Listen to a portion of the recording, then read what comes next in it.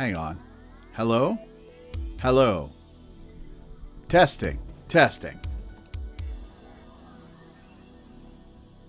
Very strange. Very strange? Hello, I am talking, I am talking, I am talking. Why is it being weird? Okay, anyways, how's it going, guys? Welcome back to Root Double Before Crime After Days, where we are in the middle of more flashbacks. But actual gameplay flashbacks, sort of.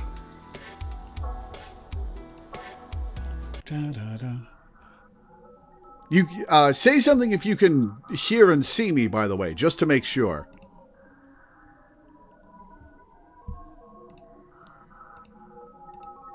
Want to make sure you guys can actually see me before I continue. You can. Excellent. Okay. How does Professor Tsubakiyama know about memory repair? As Natsuhiko questioned that point, Anna continued. I'm okay. I'm not infected with malice. Unlike June, who was clearly infected with malice, Anna appeared to be normal. But she did have a gun, and her true identity was still ambiguous. Can she be trusted? Natsuhiko was urged to a decision as two armed women glared at each other in front of him. Hang on, I'm going to...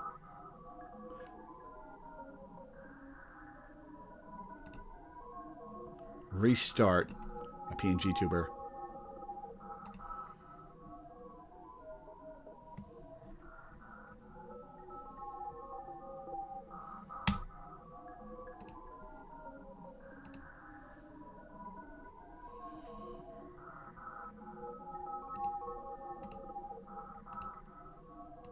Okay.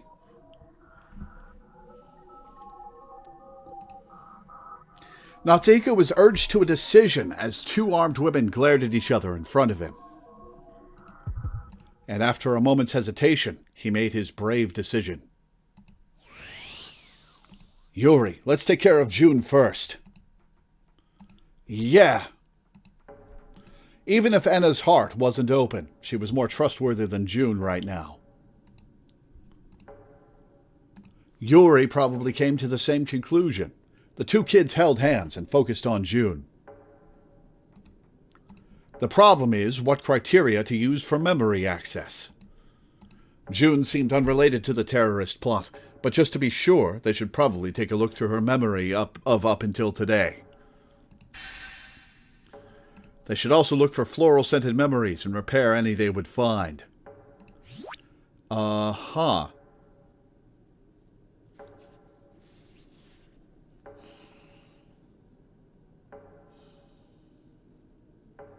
I guess I'll go with Natsuhiko low, June high.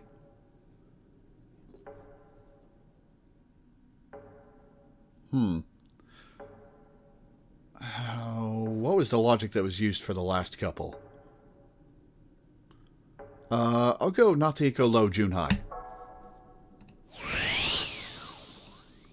Just how much in detail should I look? I get the feeling it'd be best if I didn't trespass too far in, but... Oh, wait, that was wrong. Natsuhiko pondered. Did he want a detailed understanding of June's deepest depths or not? A detailed understanding would probably be conducive to more accurate memory repair, but still. I want a detailed understanding of June. Oh, nope, that was right. Why would the June I know change this much? I suspect I'll find the answer within her memory. Natsuhiko decided to have a detailed look through June's memories. June, please don't move. Huh? What are you trying to pull? It'll all be over soon. Ominous, as June's body stiffened, Natsuhiko and Yuri stepped up to her and activated Sense's sympathy. Long June!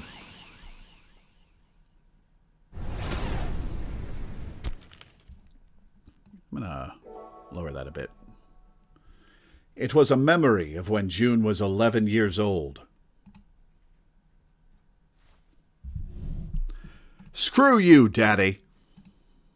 In yet another typical day, June yelled those words at her father and ran out of her house. She headed to the nearby park, as always. But I can't get no satisfaction. Ha! But her father had never once chased her that far, and this day was no exception. Why couldn't Daddy be a hero of justice instead? She pondered that question as she sat on one of the benches. June had always loved anything hero-related she'd seen on TV for as long as she could remember. She admired heroes who risked their lives to save others and the earth. But there was a world of difference between those kinds of heroes and June's father. He was a prominent city council member who was even well known in Rokamei City, but in a bad way. Heroes of justice? How ridiculous! There is no absolute justice or evil in this world. People are not pure good or pure evil either. There are only those who lie in the continuous spectrum of gray between the two. June grew sad when she remembered the words her father had said earlier. He was a strict man who never took his daughter into consideration. June's mother had fertility issues, so she had faced a lot of hardship until she had become pregnant with June. But when June was finally born, her father lost interest in both his wife and child on the simple account that a daughter could never be his successor. I've been trying real hard to act like a boy, but I guess it was all for nothing. Oh, that's a huge psychological hang-up. June had come to think of herself as worthless due to all the long years spent unloved by her father. She felt like she was about to burst into tears from all the loneliness, but then someone called out to her. "Hello? Are you crying, June?" "Oh, Nagisa." June looked up to find that the voice belonged to none other than Nagisa, a girl who lived nearby. June gave her a cheery smile. "Nuh-uh, I'm A-okay." "I see, thank goodness. Anyway, what's up with you, Nagisa?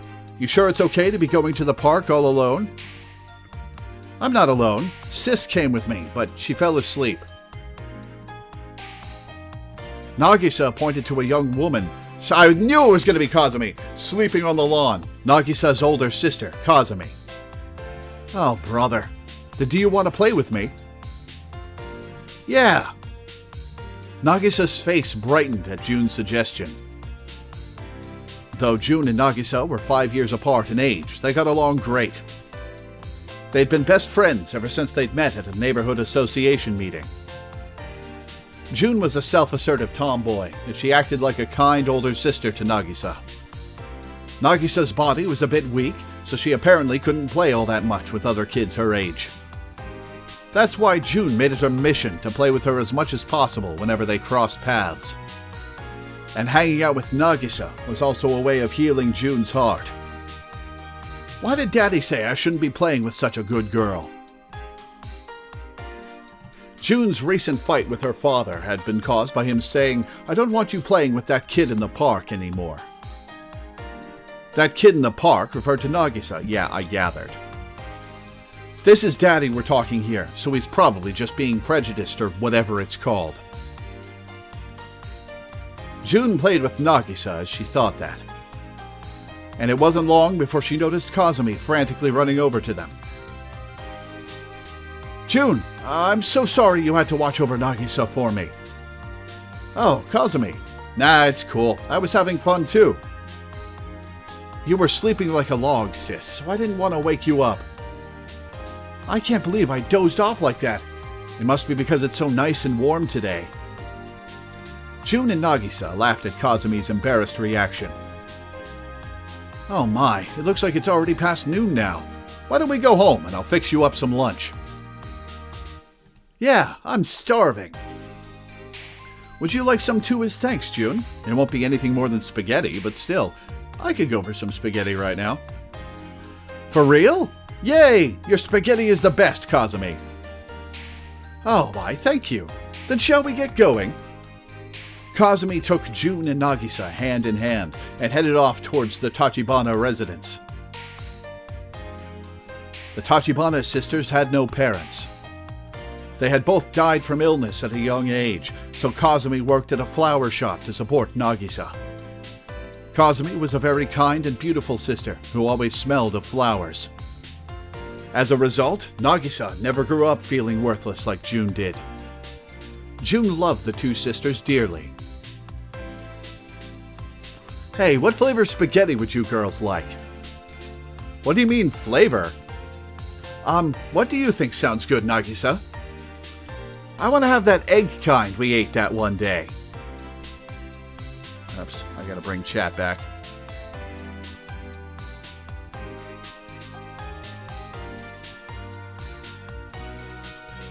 You mean carbonara, huh?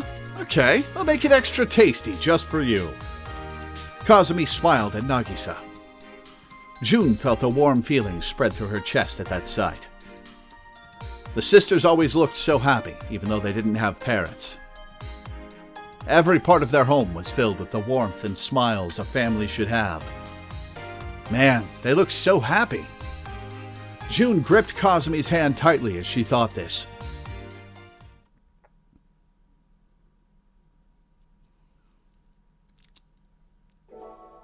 One clear day, about a week later, June and Nagisa went out to Center Street to do some shopping. They wanted to give Kazumi a present as thanks for always working so hard. The two girls talked as they looked at the shops that lined the street. What should we buy? What do you think Sis would like? Come to think of it, Kazumi's so pretty, yet she doesn't wear all that much trendy stuff, does she? I think an accessory or something looked great on her. That sounds good. Then what should we get? Earrings? Or maybe a ring? Oh, I know. Then how about that one thing? You know that necklace thingy that pops open. Pops open? You know, that thing people put photos in and wear around their neck. You mean a locket? Yeah, that's the one. Corrected in your vocabulary by a 6-year-old. Nagisa was a very smart girl for her age. She hadn't even started elementary school, and she was more knowledgeable than June. Embarrassing. June hated studying, so it didn't bother her at all that Nagisa was so much smarter. It should! If we got her a locket, she could probably put a photo of you in it. Then your sis could always be with you. I see. Yeah, that's a great idea. Okay, then let's find us a locket. June and Nagisa checked around the accessory shops. They finally found a locket in the third one they went to. It cost 3,500 yen. Well, that's not horrible. June said she'd cover the whole cost, but... No, June, I think I should pay half. Huh, you sure about that? I've saved up my allowance, and I'd feel bad about making you pay for it all. Also, having it be a gift from her would have it have more meaning. Okay, that does sound better. Then it can be like a present from the both of us. Right? So we'll each pay 1,750 yen. And buy this locket. And so the two of them obtained Kazumi's present. They chatted on their way back to the Tachibana residence. You think Sis will like it? You kidding? I bet she'll be moved to tears by it. 'Cause Kazumi loves you so much. You think so? Nagisa said that with embarrassment. It looked as if she was aware of how much her sister loved her. June suddenly got jealous when she saw that. You're so lucky that you have such a nice sister, Nagisa. Huh? No one in my family gets along. I always hate being in that house. Daddy rarely comes home, Mommy's always going off somewhere, and all my meals are made by my housekeeper. I just feel so lonely sometimes. I don't need a big house. I just want my family to get along, just like you and your sis do. Forget I said that. Sorry, I don't know what the heck got into me. Boy, it must have been a real pain to hear me whine like that. Just when June started to get embarrassed about complaining to a 6-year-old, Nagisa spoke up with determination in her voice. Then you should live with us too. Huh? I like you, and I'm sure Sis likes you too. If you live with us, then the three of us could be one happy family. You wouldn't be lonely at all. I'm not sure Kazumi could afford that, Nagisa, but I'm sure June appreciates it. Nagisa. June stared at Nagisa, who looked absolutely pleased with herself. Stupid me. I made a little girl worry about me. She's trying to be so nice to me, even though she's got no mom or dad. She must be just as lonely, but she's still... It was a proposal that made her feel so pathetic, yet it also sounded so charming. That'd be nice. And I guess that'd make you my little sister? Yep, then that'd mean I have 2 big sisters. Then when Kazumi gets married, her husband would be my daddy. Then I'd have a complete family, right? That's not exactly how it worked, but it was a very joyful dream nonetheless. Kazumi would definitely make a good mom. Her cooking was also top class. Her husband would no doubt be a wonderful man. Once she got married, Kazumi would be free from her day-to-day job. Then Nagisa could act more like a child of her age.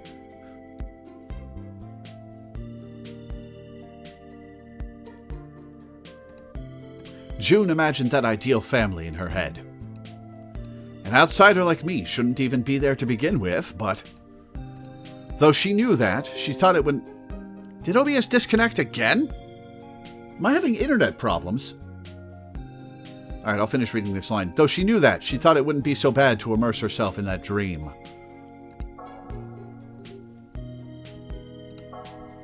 Alright, I'm saving. Okay.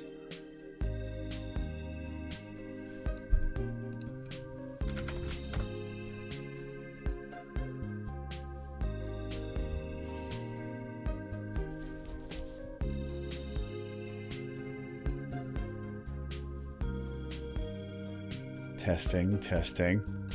Let's see if my internet is working. My internet's not working. Oh, no, wait.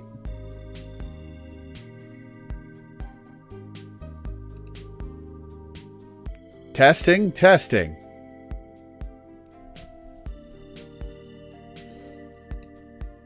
Is it OBS or my internet connection?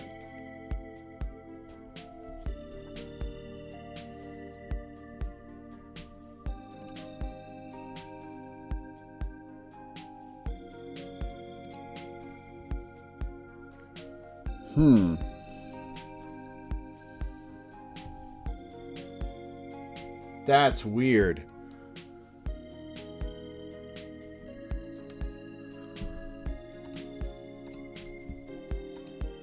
Yeah, my internet keeps cutting in and out.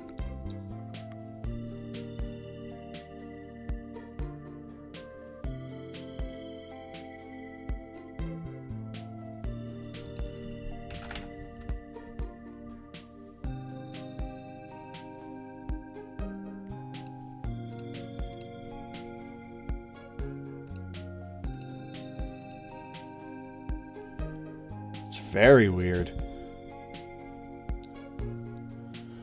Okay.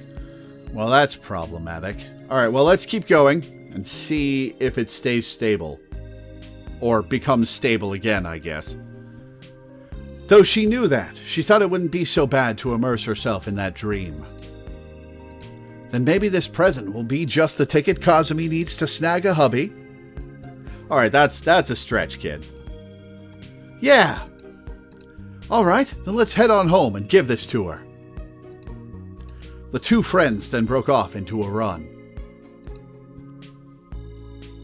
Kazumi had told Nagisa that she got off work early that day, so she'd be home around 3 p.m.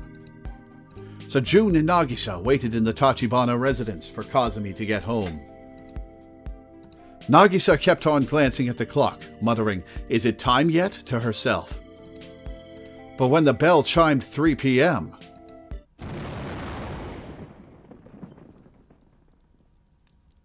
it was drowned out by a thunderous roar.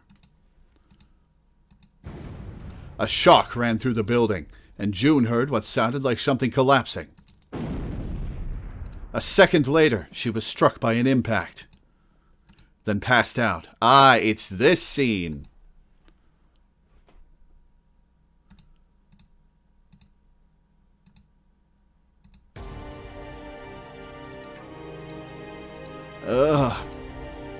June woke up to find she was lying face down under something heavy.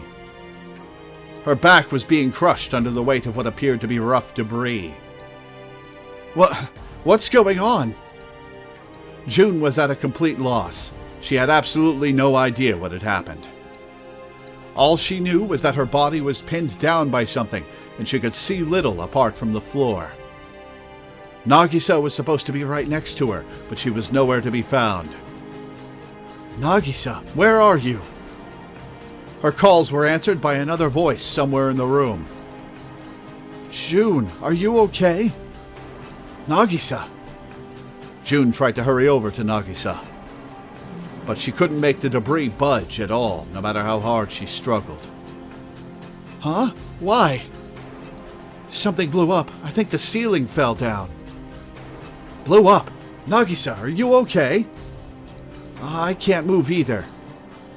I think I cut my head. I'm bleeding. It hurts. Nagisa. June desperately tried to squirm her way out from under the debris.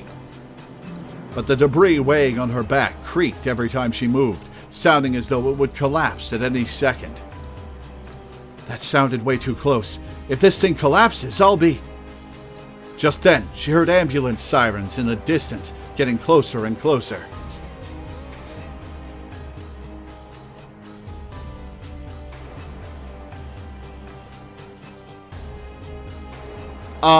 No, you've barely missed anything.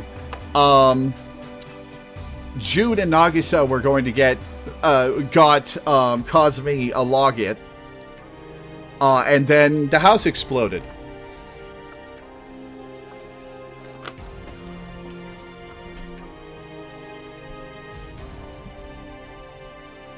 Just then, she heard ambulance sirens in the distance getting closer and closer.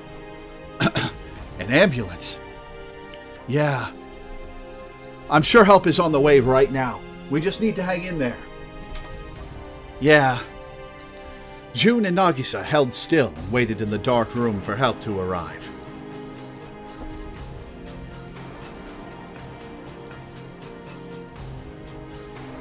But they were taking a long time to get there. June talked as much as she could to keep Nagisa calm. Hey, Nagisa. June, what is it? About what we were talking about before. Excuse me. What were we talking about? You know, the thing about me becoming a part of your family. I was just thinking that if that really did happen, it'd probably be so much fun. Yeah, I'm sure it would be. Hey, June. Huh? You said you got lonely from time to time earlier. The thing is, I'm a little lonely too, because I don't have a mom or dad. So I can't help myself sometimes when Sis is away at work. So I figured I wouldn't be lonely anymore if you became my big sis too. Her frail voice was abruptly cut off. Uh-oh. Has she been impaled? Nagisa, what's wrong? Smoke. I think there's a fire somewhere.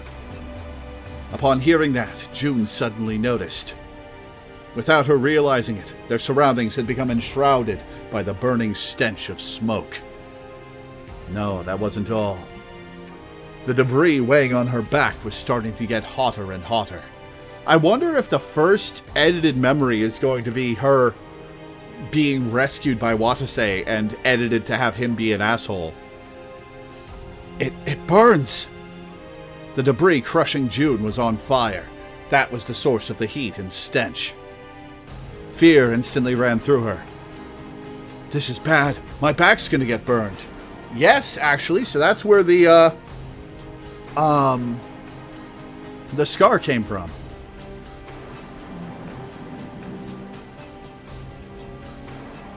June instinctively twisted her body. Right at that moment, the debris collapsed and something searing hot landed on her back. Ah! June? It burns! It burns! It burns! Ah! It seemed a scorching hot reinforcing bar or something like that was pressing against her back. It instantly burned through June's clothes and charred her skin. June gritted her teeth and twisted her body, managing to get the rebar off her back somehow. However, the heat and torturous pain didn't go away. Are you okay? I'm okay. Don't worry. No, you're not. Thoughts ran through June's mind as she panted heavily. Now that the small room was on fire, help needed to get there and fast. If it didn't, then she and Nagisa were both dead. Someone help us! 2 of us are still trapped here. June hoarsely screamed those words. Nagisa also weakly rose her voice. It's raised her voice. Someone help us. So Nagisa was the source of the telepathy. 2 of us are trapped here. We're in apartment 303. Hurry, the fire's getting close. Someone. June then broke out into a violent coughing fit. Though she'd avoided it so far because she'd been pinned to the floor, the fumes finally started flooding into June's mouth. Someone. With those final words, June started to pass out. However, she heard the sound of the front door opening up. June was taken aback. The sound was then replaced by human voices. I've located a survivor. Help's finally here? Though she was barely even conscious, June turned towards the voice. Just then, the debris blocking her vision was removed, revealing someone's shadow. Are you okay? No. June couldn't answer. But the man gave her a reassuring smile. You did such a good job hanging in there, but you're safe now. June managed to give him a faint smile of her own. The man had showed up to save June and Nagisa just in the nick of time, like he was some sort of hero straight out of a movie or something. She heard another man's voice coming from the corner of the room. There's another one over here. Good, 2 survivors secured. Hey Missy, is there anyone else in this place? No, just me and Nagisa. Thanks, then just hold on, I'll get you out of there on the double. The man shouted that, then moved the debris on June's back aside. And a second later, he pulled June out. She had been saved. The man carried June down the creaking hallway. She could see another man a short distance behind them carrying Nagisa. Is Nagisa okay? Nagisa? You mean the other girl? Yeah, she's my sister. Your sister? The man behind them then answered June's question. Don't you worry, Missy. Nagisa's safe and sound. She's unconscious right now, but her life shouldn't be in any danger. See? You don't have to worry. I see. At that moment, she suddenly felt her throat hurting from all the smoke she'd been inhaling just minutes ago. Ugh. Are you okay? I'm gonna get you to a safe place soon, so just hold on tight. But it hurts. My back, my head, my eyes, they all hurt so much. Am I gonna die? Now that she'd confirmed Nagisa was safe, she suddenly felt so weak. But the man answered her in an encouraging voice. No, don't you worry. I'll never let you die. Never. Huh? We're rescue workers. We came to save you guys. We won't let you die now that we're here. Rescue workers? Now that she thought about it, she had heard of them before.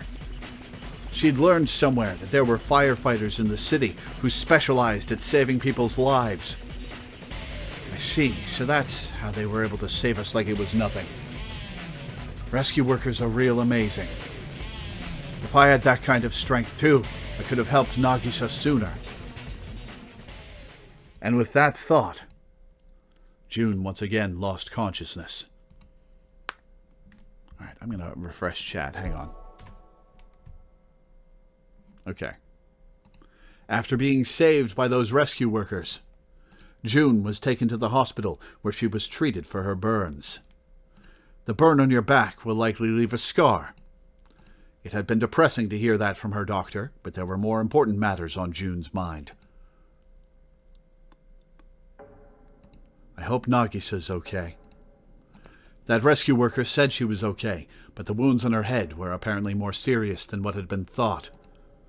Nagisa had been in the ICU for an entire day after the accident, and she was still there. It appeared that Kazumi, who had come over as fast as she could, was praying for Nagisa's safety in front of the ICU the whole time. June also prayed from her hospital bed. Oh God, please don't take Nagisa away. But that night, as June struggled to fall asleep, Kazumi suddenly came in. Oh, hey, Kazumi. June. Kazumi staggered into the sick room. Something was off about her. Yeah, a dead little sister will do that. Hey, how's Nagisa? She's okay, right? Kazumi's face warped with grief at that question. June, the truth is, Nagisa's... Huh? Kazumi broke down, sobbing. With a trembling voice, she then told June about her sister's death. April 7th, 2021. The world was informed that 4 lives had perished in the Rokame Municipal Apartment gas explosion accident on that day. Nagisa's death was one of those tragedies. The debris that hit her head caused her to lose so much blood that she passed away in her sleep. Perhaps it was only a minor tragedy compared to the great Rokame City arson of 2014. But June had lost something irreplaceable on that day. Nagisa's funeral was held 2 days later. Though she was still recovering from her wounds, June forced herself to come. The sound of the sutras chanted by the Buddhist priest reverberated through the small funeral home. Tip Heart Sutra. Not created, not annihilated, not impure, not pure, not increasing, not decreasing, therefore in the void. There are no forms and no feelings, conceptions, impulses, and no consciousness. There is no eye, ear, nose, tongue, body, or mind. There is no form, sound, smell, taste, touch, or idea. Is this supposed to be comforting? June just stood there in a daze as she listened to his voice. Nagisa's dead. The tears just won't come. She still couldn't believe that Nagisa had died. If I'd been stronger, then could I have prevented her from dying? Could I have saved her before the rescue workers got there? Feelings of powerlessness and resentment tormented June's heart. Kazumi was staring at Nagisa's casket with empty eyes. All emotion had been drained from her face. Nagisa. Nagisa didn't reply to her faint call. June felt her heart wrench as she watched Kazumi. It appeared Kazumi had much more trouble than June, accepting that her beloved sister was now dead. I mean, of course she would. For a little while after that, Kazumi became mentally unstable. June first noticed some time after she'd been discharged from the hospital. She had encountered Kazumi on her way home from school. Kazumi was walking around with the same empty eyes as during the funeral. Where are you going, Kazumi? Oh, June, have you seen Nagisa? Huh? She's really late. Oh no. Lots of people in denial about dead people in this game. Hits a little less hard when it's reused. She's really late. Jeez, where could she have gone? June gasped as she saw Kazumi talking as though Nagisa were still alive. Kazumi, Nagisa's already... Call me if you see her. It's almost time for dinner, you see. Kazumi walked off without hearing a word June had said. The same thing happened over and over again each time June saw Kazumi. Kazumi would always wander about the park Nagisa used to play in. It was like she hadn't accepted Nagisa's death at all. What do I do? Kazumi will never recover if this keeps up. But day after cruel day passed by as June remained at a loss for how she could help Kazumi. Then, 2 weeks later or so, June kept the pain in her heart at bay as she headed to the park. Nagisa, tell me, what should I do? June looked to the heavens and asked, hoping her voice would reach Nagisa.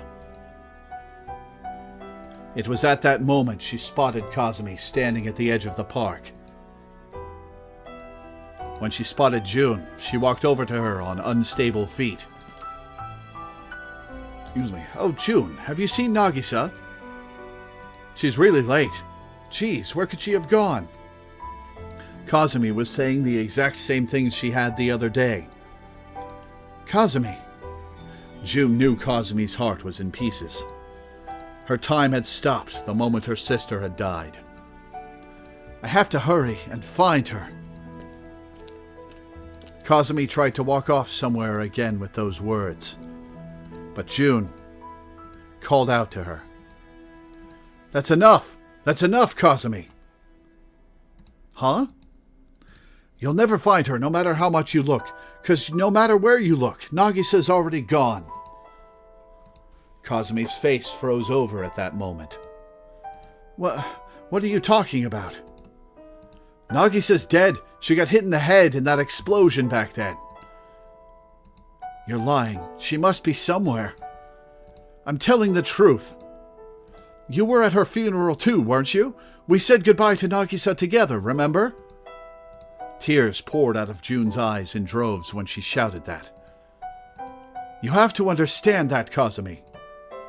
If you don't, then Nagisa can't go to heaven in peace. It was with those words that June was also finally able to accept it. Nagisa was dead. She would never see that tender-hearted girl ever again. She and Kazumi were left behind in the world Nagisa was no longer a part of. June couldn't stop her tears from pouring out now that she realized that. And when she saw June's tears, I see. So she's dead, huh? Kazumi also finally accepted reality. Now I'm all alone. No, you're not. I know Nagisa's watching over you from heaven. No, I'm alone. She was my only sister. The two of us had lived together just by ourselves for ages. Without Nagisa, I'm... June's words weren't reaching her. June desperately thought about how to move Kazumi's heart, about how she could support her. She soon reached an answer, and when she did, she finally stopped crying. Kazumi, she's going to ask if she can live with her. June told Kazumi her decision. I won't leave you alone, 'cause I'll be your little sister, since Nagisa no longer can. Huh? I know I'm nothing like her, and that I'm not cute at all, but I'll be your little sister, sis. So that's why... June, you... June knew she could never in a million years replace Nagisa. But when Kazumi heard her declaration, she gently embraced June and spoke. Thank you. June became Kazumi's new sister from that day on. She would stop by Kazumi's house frequently after Nagisa's death. Occasionally, she'd stay over, and they'd spend the whole night talking to each other. In the end, it looks like her actions were worth it. Kazumi slowly began returning to the calm person she'd been before the incident. She soon quit her job at the flower shop and entered firefighting school. Nagisa's death had most likely driven her to desire a job that involved saving lives. June was against it, but Kazumi just wouldn't change her mind. June soon caved in and went from opposing her to supporting her. Kazumi then became a firefighter, and after putting in even more work, she became a rescue worker. All their sad and painful memories slowly faded with time. June deeply respected Kazumi for completely getting back on her feet and becoming the first female rescue worker in Rokame City Fire Department history. Sis sure is strong. I have to get stronger too. With June supporting Kazumi and Kazumi serving as a role model to June, the two of them grew to have a mutual effect on each other. Then, one day, several years later, Kazumi asked June a question. She still has the same shirt on. Kazumi asked June a question as they went out to the city on one of their days off. June, what do you plan to do once you've graduated high school? Well, I plan to ban this ViewBot advertisement. Funny you ask that. See, I was thinking I'd also enroll in firefighting school and work to become a member of Sirius, just like you, sis. What? Just as June had feared, a grim look adorned Kazumi's face after she'd heard June's nervous answer. No, it's too dangerous for you. You could die out there. The pay is low, the job is hard, and it feels like you're diving straight into hell every time you go to work. I know all that. But you enrolled in firefighter school even after I kept telling you not to, remember? That was years ago. These are completely different issues. No, they're not. They're the same. June, why? If I ever lost you too, I'd be... June knew Kazumi was truly worried about her, but there was no chance she could yield to her. June always felt like her heart was being crushed every time she heard a siren go off in the city or saw Kazumi come home from work hurt. Sis, I feel the same way as you. I don't want you to leave me all by myself either. June. And besides, I've admired rescue workers for ages now. Because it was a rescue worker who saved me. I see. If that's how you really feel, then I have nothing else to say. Though she said that, Kazumi was clearly a little angry. June then tried buttering her up. Oh boy, how? Hey sis? What? If I do this, then I can save you whenever you're in a tight spot. Thank you. Then I'll be sure to save you whenever you're in danger. Yeah. As long as she held on to those words, June felt like she could do anything.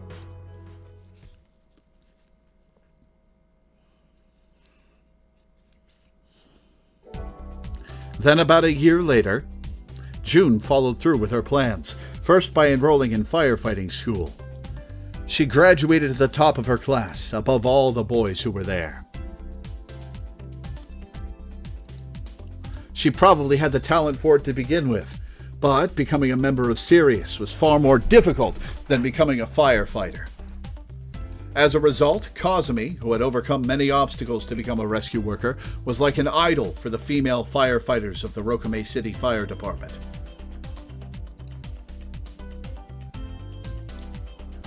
I have to do my best so I can be just like Sis. So what if I'm a shrimp? What matters is effort, guts, and spirit. She kept training every day to compensate for her small body. Her peers were astounded by how she worked herself to the bone. By the time she could bench press 90 kilograms, do 250 push-ups, and run 1,500 meters in 5 minutes, no more obstacles remained in her path. And thus, the second female rescue worker in the Rokame City Fire Department's history was born. June enlisted in Sirius. on August 1st, 2030, where she was incorporated into the Tachibana party of Team A, commanded by Watase Kasasagi. She then easily completed several dispatches, waiting for the opportunity to truly shine. It wasn't long before that opportunity came knocking. September 16th, early morning. Just when June's night shift was nearing its end, the ear-splitting scream of a dispatch siren screeched through the station. Explosions of unknown origin have occurred in the 6th Laboratory of Atomic and Biological Organization. We're not going to see her rescuing Ukita and interacting with Natsuhiko and Mashiro. And with that ominous report, the curtain rose on the longest day of June's life.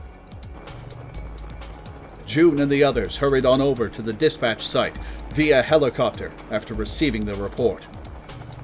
They received their orders from their commander, and Labo's staff provided them with AD and prokions. The group was split into 2 teams before they entered the facility, Team A and Team B. Team A lined up in Labo's entrance hall before Watase, who proceeded to give them instructions. Countless people are trapped in this lab as we speak. And due to the nature of this facility, this will be no ordinary dispatch. Laura started actually asking for more flashbacks. We're in the okay flashback sequence. Overall, this game's flashbacks are not good. This will be no ordinary dispatch. We don't know what will happen here, nor what unforeseen circumstances await us. Unforeseen circumstances. Radiation exposure, radiation damage, and death. Those phrases all clouded her head. This was the first end disaster that that the whole Rokume City Fire Department had encountered. There was a possibility that a meltdown actually would happen. But I can't wuss out. I have to protect Sis. Come on, put some spirit into it, June. New orders from the commander and a map of floors 1 and 2 were sent to June, just as she finished steeling her resolve. According to what the commander has been able to learn so far, all the researchers in the basement have already evacuated. The only ones still trapped are on the surface floors. That's where we will conduct rescue efforts. Yes, sir. Form 2-man cells. Tachibana, you're with Moribe. Dojima, you're with Hiyama. Make sure to keep in constant contact with Team B. Don't forget this. All right, get to work, people. Sir, yes, sir. June ran off with Kazumi. They were equipped with the minimum gear necessary: air tanks, a rope, and an engine cutter. The search of the surface floors went smoothly. There were no signs of fire on floors 1 and 2, so the evacuation of the survivors was smoothly completed. Floor 2, Area 2 clear. That means we're all done with our search territory, right?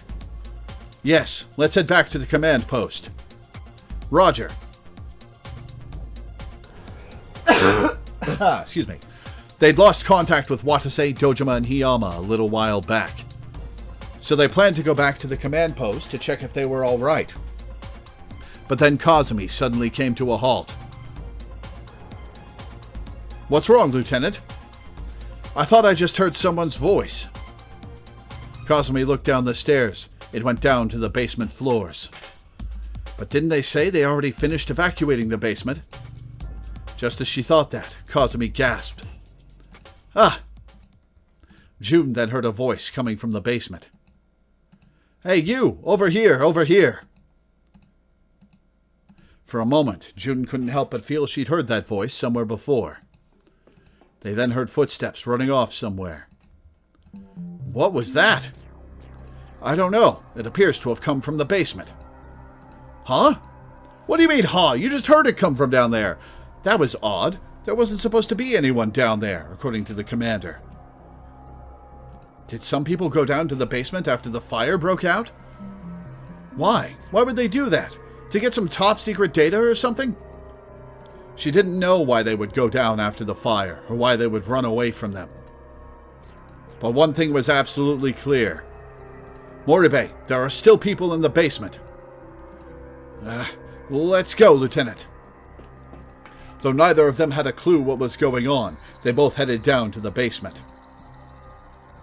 But there was no one to be found anymore at B2. No one's here? Why? Let's look for them. They couldn't have gotten far. June and Kazumi ran through Area 2, looking for the survivors. But they were nowhere to be seen. They tried looking in Area 1 too, but no one was there. They reluctantly decided to head back to the surface. But the Area 1 staircase was destroyed in a series of explosions. They tried looking for another way up, but their path was blocked with flames. Lieutenant, there's another fire here. Wait, Moribe, it's too much for you to handle by yourself. But we've got to put out this fire first or we're in trouble. June took a fire hose and stood before the hallway. Excuse me. When her vision was filled with a jet of flames spurting from the fire. June, look out! Kazumi saved June in the nick of time. But their protection suits were damaged in the process, rendering them unusable. Despite that setback, they just removed the suits and continued the search as they fought fires. All while fearing the meltdown that could happen any moment. Let's go back, Lieutenant. There's a big chance the survivors ran towards Area 3. Yes. June and Kazumi then returned to Area 2. Just as an ominous siren suddenly bellowed. What's happening? The loud alarm was accompanied by an automatic PA announcement. A Case N has just been detected. In accordance with this emergency, security has shifted to blockade mode. Locking down all gates and bulkheads. All facility personnel, please administer AD, take shelter in the nearest room, and stay in place. June looked at the connecting passageway in shock. The security gate in their way closed with a loud boom. It can't be! Kazumi ran up to the gate and tried opening it. But no matter how much she tried to use the opening mechanism, or how much strength she used, the gate wouldn't budge. This is horrible. What's going on? I do not know why, but it appears evacuation mode has ended. All of the gates that were open up until this point are now locked. Then that means... Yes, it seems we have been trapped inside this block. June started shuddering at Kazumi's statement. Trapped? What are we gonna do? What, you ask? We only have one choice. We continue with the search. There's a high probability that the survivors have also been trapped. Once we've concluded the search, we shall secure an escape route. Actually, wait. We have to find a security card before we can do that. There is much we have to do. We do not have time to be standing around. I know, but... How can you be so calm? Don't you realize we're stuck in the basement of a nuclear research facility without protection suits? I am calm precisely because panicking will not change our situation for the better. You must keep a cool head in any situation to accomplish all necessary tasks at hand. Also, you'd get scared if I panicked, right? June gasped at how simply Kazumi had seen through her. The lieutenant then continued in a teasing voice. It's because you're still a greenhorn. The team would fall apart if I were unable to uphold my dignity as a veteran. Hey, don't treat me like I'm a kid. I'm not scared at all. Are you sure about that? Hell yes I am. I'm a member of Sirius 2, you know. Kazumi smiled at June's words. Good. Keep up that attitude and you'll be fine. Well, if anything were to happen, I'd protect you, so don't worry. That's my line. So let's work together, rescue the survivors, then find a way out for sure, okay? June and Kazumi exchanged a firm handshake. Aw, that smile. That's gonna disappear fast. They then walked off with strength in their step. Excuse me. June and Kazumi found 2 level 2 security cards after that. They used those to search for an escape route and survivors as they put out the fires in the facility. But they weren't able to find either, and just as they were about to finish searching areas 2 and 1... Ah, that's... Is that the captain? They found Watase lying in a hallway in Area 1. The 3 rescue workers then began their long and arduous battle through the facility. Okay, none of that had floral scent. At that moment, oh, there it is. A floral scent suddenly wafted in from somewhere. I spoke too soon. The floral scent. The memories after this point were tampered with. Miss June should go back to normal if you repair those memories. Yeah. Natsuko agreed, resuming memory access. His search criterion was floral-scented memories. Okay. I have to go to the bathroom. I'll be back in a minute.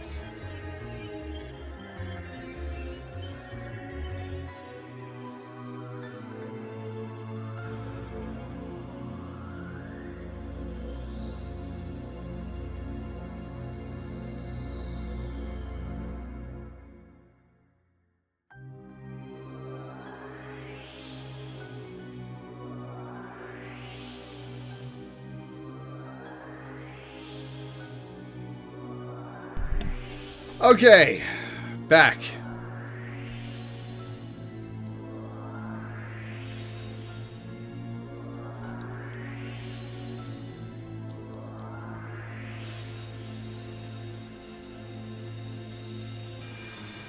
An amnesiac captain and an acidic teacher. All the adults June encounters in this extreme situation are ones with those negative traits.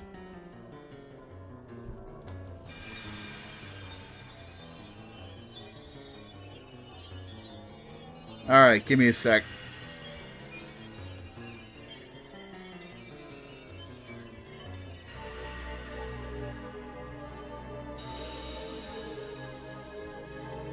Gotta get back in the headspace for flashback exploration to stuff I've already seen.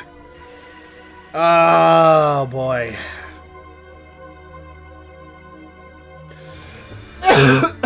Excuse me.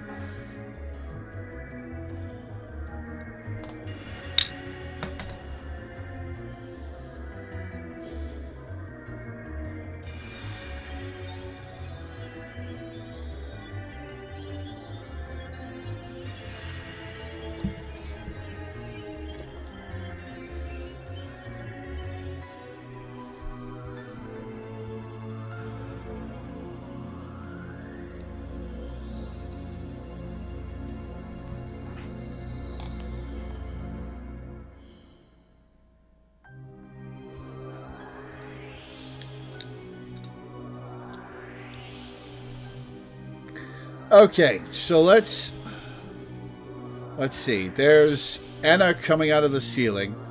There's... Remember that time we saw all those flashbacks? I can remember it like it was yesterday. Flashes back to my flashback of a flashback. No! No! Okay. After finding Dojima's body. After finding Hiyama's body. Excuse me. And question mark. Alright, so there's 4. We've got a puzzle out, and then we get the 5th. Alright, take off my glasses for a sec. Ready to dive in to the flashbacks to things we've already seen?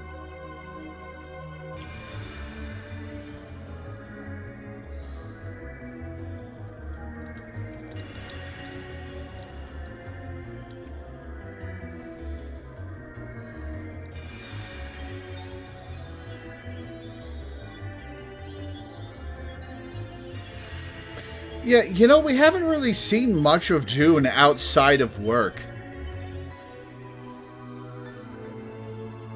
Like, this was the shortest set of flashbacks yet, as far as the memory rewrite flashbacks go. Which I'm of two minds about. One, from a narrative standpoint, that's a little disappointing. Because June's a fun character, and it would be nice to see more of her. But on the other hand, I'm so fucking sick of flashbacks in this game. Holy shit.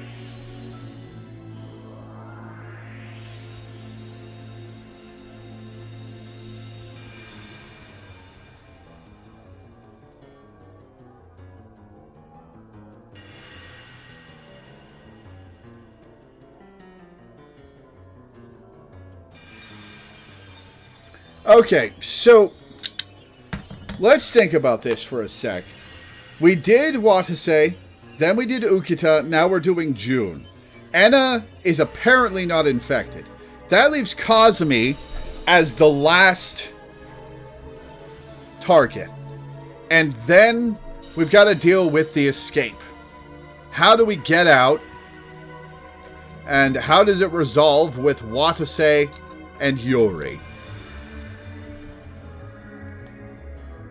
Do wonder if there is some particular reason June's dad didn't want her playing with Kazumi's sis, or if he's just an asshole and there is no deeper meaning. I think, considering we just had like 3 scenes and then that was all the background we got on June, I think it's probably just that he's an asshole. And he didn't want his daughter playing with the pores.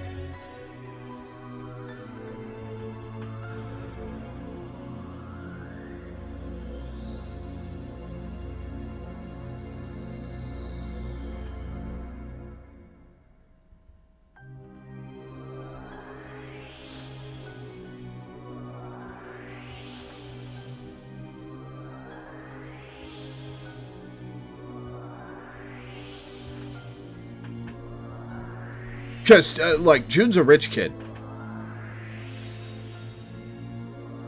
I didn't comment on it at the time, but June comes from maybe not, like, a rich person, but an affluent enough background that her dad's a prominent politician.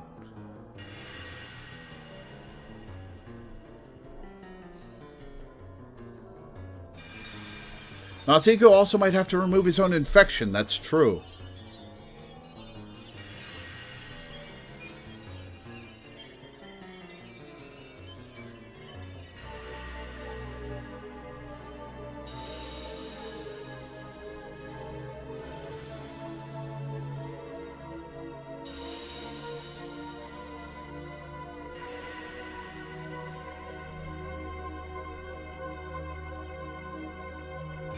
I guess the other reason I don't like June's limited flashbacks is that it was pretty much all focused on sad and bleak stuff, and in between troubles and arguments, except for the very start.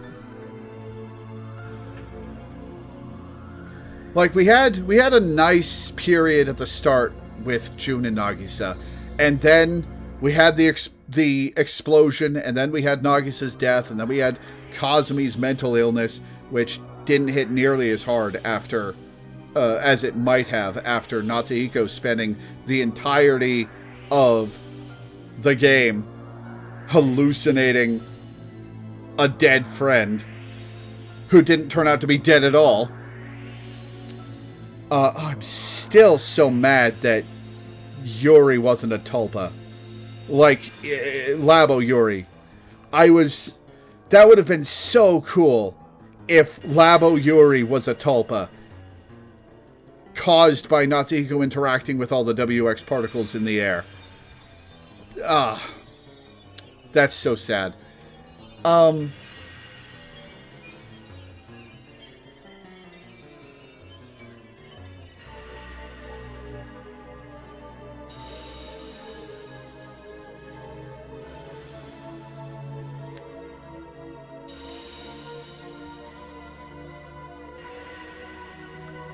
Yeah, I'm both glad and disappointed that we didn't get more June flashbacks. Because, like, oh my god, I'm so fucking sick of the flashbacks in this game. Just move the plot forward. Please! Alright, let's dive in.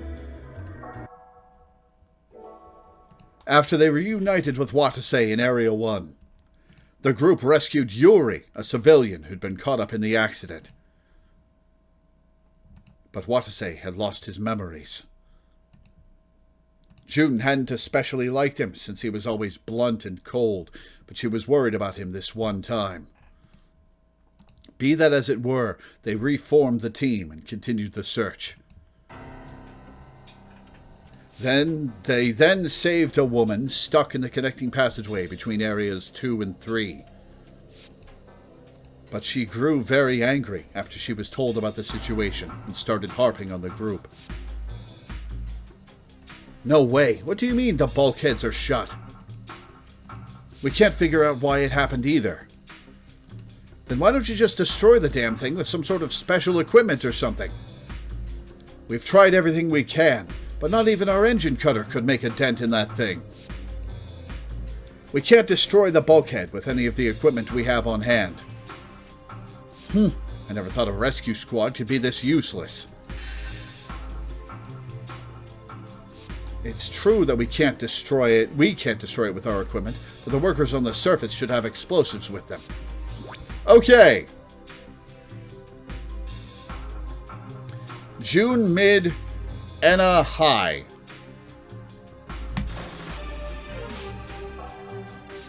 Okay. Save over laboratory. Enna high. June mid. And let's see what happens.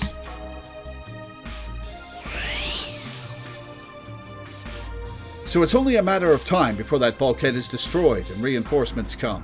So please, try to understand for now.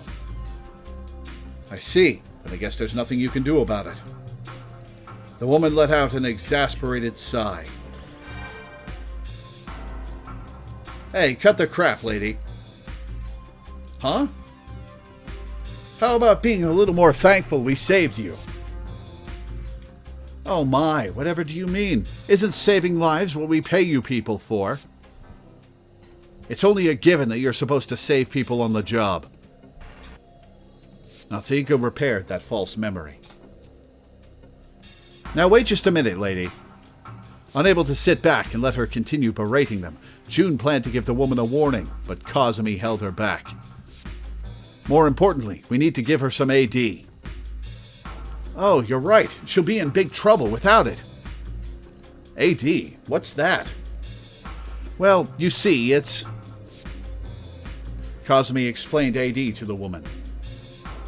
She also told her about the radiation filling the facility, the danger standards, and the Procyon. The woman's attitude took a complete 180 after she'd heard all that. Radiation? That's correct. Furthermore, subjective symptoms of radiation damage easily appear in the internal organs, skin, and eyes. Are you experiencing any nausea, skin pain, or blurry vision? No, I think I'm feeling okay. Good, then you'll be fine as long as we give you some AD now. But you'd better do it quick, you hear? If you don't, then you won't be around to keep telling us off like that. Okay, then all I have to do is inject myself with this? Righto, now that's better. She wasn't thrilled by the woman's attitude, but June decided to let it go for now. She felt that it was her natural duty as a rescue worker. Excuse me. Okay, that one's done. Gonna refresh chat.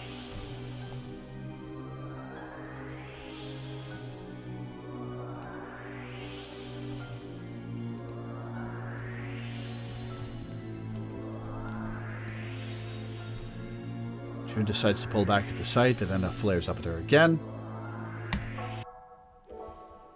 Complaints aside, once June and the others rescued Anna, the Rokame Academy teacher, they headed to the surveillance room in Area 3, where they encountered Ukita, a researcher.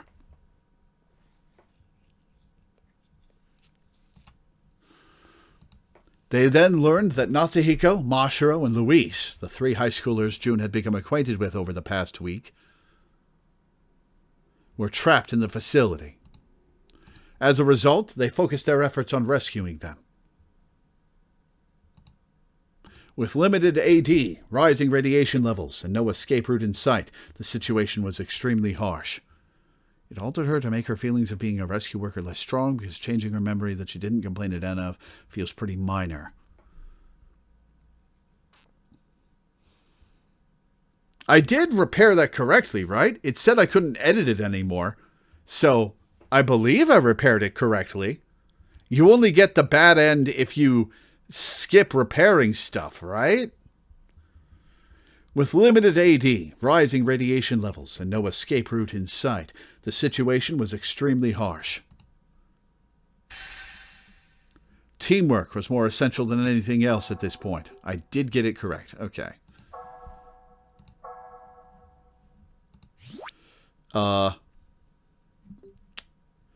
Okay. Anna high. June mid. Yet someone disrupted that teamwork. Oh, come on. It's just smoke. I didn't take rescue workers for cowards. And that someone was none other than Anna. June had called the search to a halt when she'd spotted smoke filling the outer ring, only to get another earful from Anna. You know, you've been really getting on my nerves for a while now. You're a civilian. What right do you have to get so high and mighty? Oh, I didn't do that correctly. I may be a civilian, but you're just a rookie, right?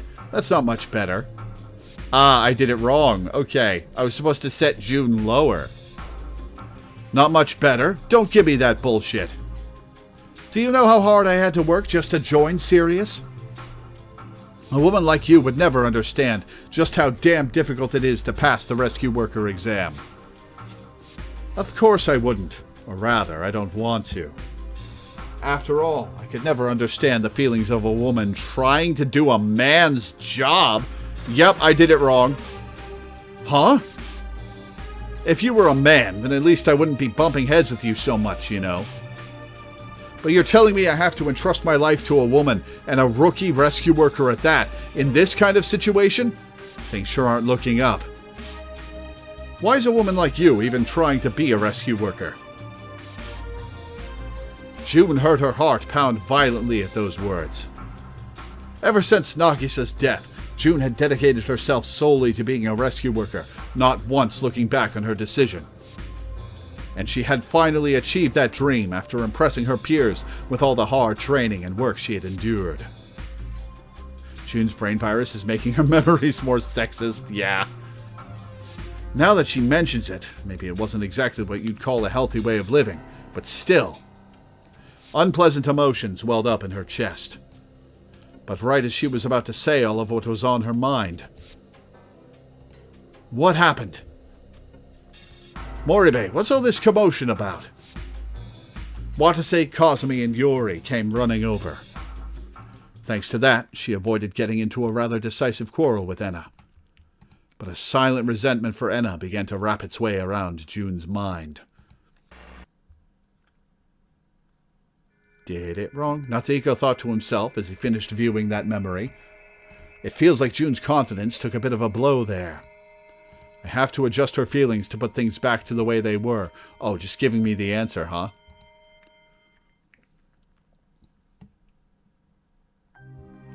Alright, let's try it again.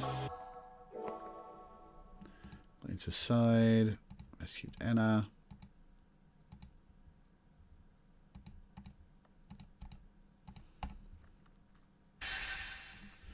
Alright. June high. Enna mid or Enna low? Which do I want to do?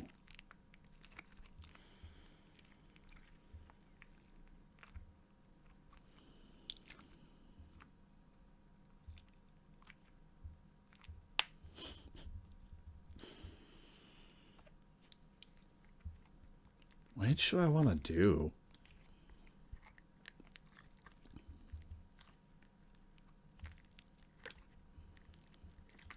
I'll try Enna mid June high. Someone disrupted that teamwork. Come on, it's just smoke. And then someone was another Enna. Brought the search to a halt. Ah, I did it right. You know, you've been really getting on my nerves for a while now. You're a civilian. What right do you have to get so high and mighty? Just a rookie. Natsuko repaired that false memory. June could tell she was trying to rush the search along because she was really worried about her students. But as a rescue worker, I just can't accept that. Watase, Kazumi, and Yori came running over just as June thought that. What happened? Moribe, what's all this commotion about? Ah, Lieutenant. There's smoke in the outer ring up ahead. Looks like there's traces of a fire there. But we don't know where the fire's coming from since there's a ton of rooms. So I was telling Miss Tsubakiyama and Mr. Ukita to wait somewhere safe. But don't be an idiot. If there's traces of a fire, then that's all the more reason why we should all be searching. Enna started yelling again. Do you want to die? Huh? If you don't want to die, then please stop complaining and listen to us. But she was rendered silent by Kazumi's blunt words. I just wanted to help. And I truly am grateful for that. I apologize for being harsh on you. But you can't take even the smallest of fires lightly. Please, trust our judgment when it comes to disaster sites. Our mission is to ensure that everyone gets out of here in one piece. So please. Yeah, the mind virus picking up on... Like, that's the entire reason that we got the bit of backstory about June's dad wanting sons and not caring about his daughter or his wife because he couldn't get a son.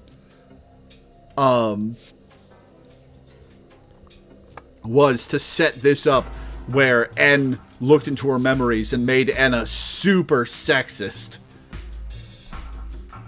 Our mission is to ensure that everyone gets out of here in one piece. So please. Not even Enna could resist caving in to Kazumi's kind yet firm appeal. Alright, then I'll leave it up to the professionals. June was impressed. That's Sis for you. She managed to persuade Miss Tsubakiyama so calmly in less than a minute. I should follow her example. She resolved to deal with these situations more like Kazumi in the future.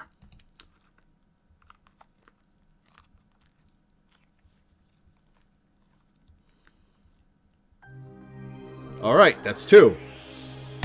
Number 3. The facility was full of countless dangers, such as radiation, fire, and explosions. I hope we can regroup with Dojima and Hiyama as soon as possible. She would feel much more at ease if they were able to rendezvous with Dojima and Hiyama, her two co-workers. I wonder if this is going to be another Enna hatred memory, or if she's going to get suspicious of Watase because En planted a memory of him not reacting at all. But when they finally found Dojima, he was almost beyond recognition. The tragic sight of that room had done a serious blow to Jun, Watase, and Kazumi's willpower. But they were still short on AD, and time was wasting away by the second. So they overcame their comrade's death and continued the search. They managed to make their way through a gas-filled zone and turned on the sprinkler system. June and the others decided to take a short break in the little time they had from then until the system finished its job and the gas had ventilated. Loreweaver, Teach, you guys holding up okay? My fingertips are a bit numb, but I'm fine. I think I'll be alright after a little rest myself. There are no issues with me either. All that numbness in my skin went away after I took that AD. Okay. I'm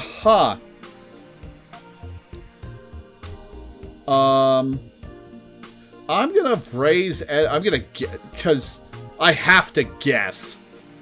I'm gonna raise Enna and Watase and lower June to mid.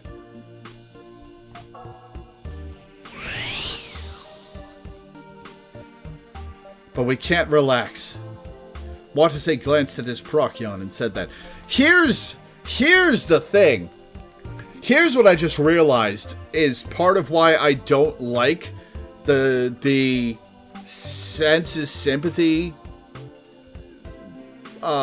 dating sim value system. It's not a solvable puzzle half the time. Half the time you have to just guess. And you can't figure things out for sure without going through the aftermath and seeing if you got a bad ending or not, and then redoing it if you did. I've been struggling to put into words why exactly I dislike the senses sympathy system so much.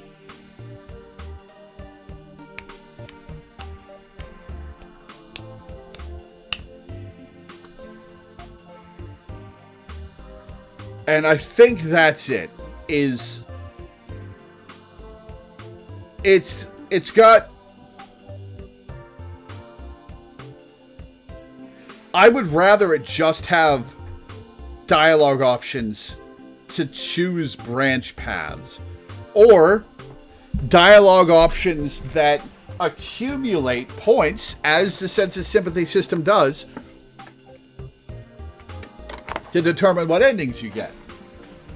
Like, we made a big deal in Route A out of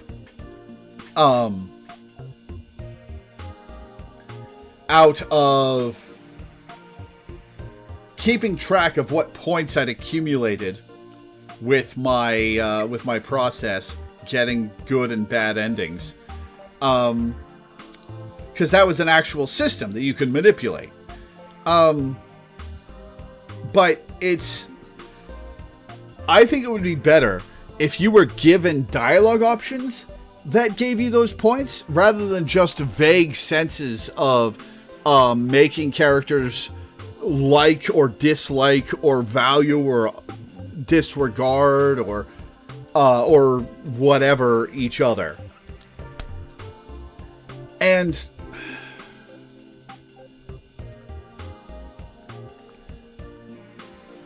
that's it's bad enough in Route A. In Route B, there aren't any meaningful choices. There's like 2 meaningful choices. Other than that, you just keep everybody's values high.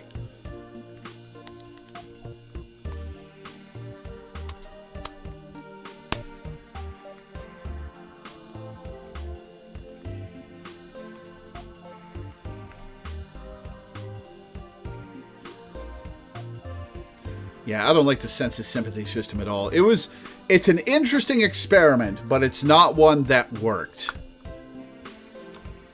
Or at least the way it was executed didn't work. If there were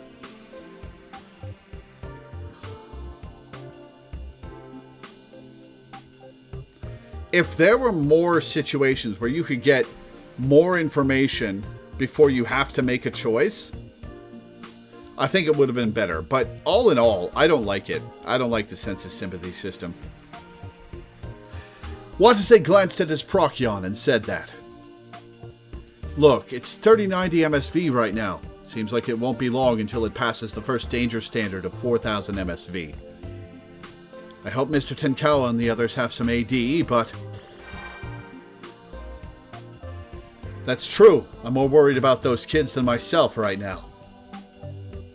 Oh yeah, that's right. You said you were acquainted with those high schoolers, right? Yeah, though we only talked like twice or so. So they're basically strangers then.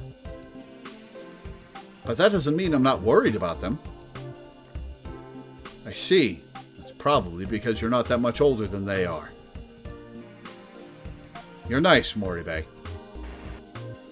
Natsuhiko repaired that false memory. Teach, don't panic. The fact that we've seen empty medical boxes in AD means that there's a high chance they found some too. Or they don't need any! You're being rather considerate. You're so nice, Captain Kasasagi. Watase blushed at Enna's compliment. What are you talking about? It's only natural for a rescue worker. Not for you, apparently. Though she didn't let it slip. June felt let down at those words. The hell's all that it's only natural for a rescue worker crap? You don't even remember being a rescue worker. She felt quite upset for some reason.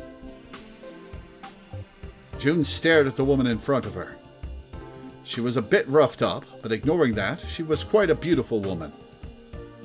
I hate to admit it, but she's pretty. I'm sure someone like her could never understand my feelings. June had never gone out with a man before in her life. She hadn't shown the burn scar on her back to anyone but Kazumi. No man would want to be with a girl with such a hideous scar. Well, that's not true. There were boys who had flirted with her back in school, and June had fallen in love before. But her self-consciousness about her burn scar had always kept her from pursuing any actual relationships. Great, aren't I just pathetic? This isn't the time to be worrying about something so stupid. I'm trying to save lives here. I've got to stop it. If I keep getting hung up over this crap, I'll die for real. June then pushed her thoughts aside.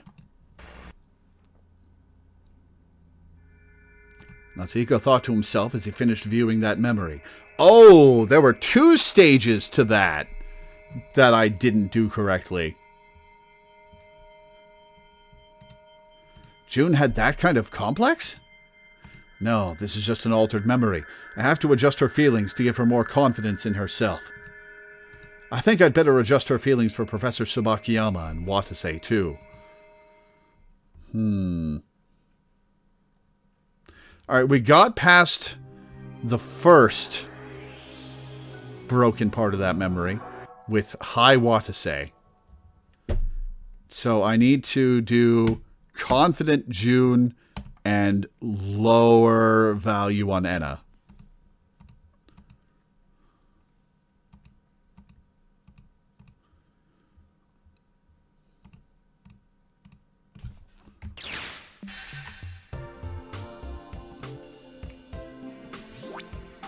Alright. Mid Enna, high June.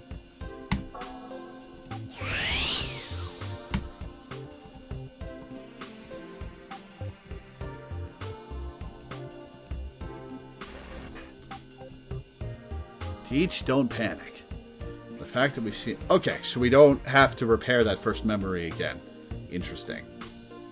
We don't have to see the first broken memory again. Let's say blushed, only natural.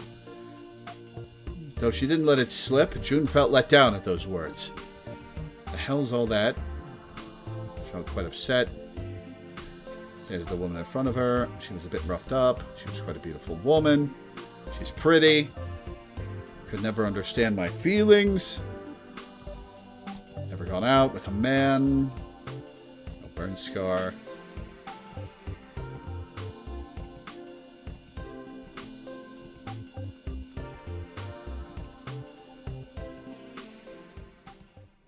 June then pushed her thoughts aside.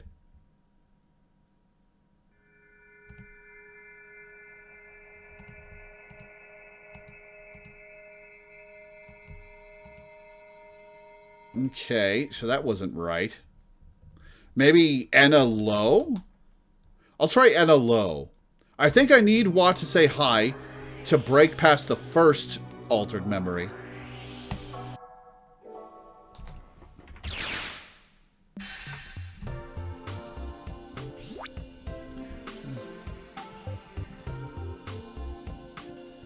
Anna low, June high.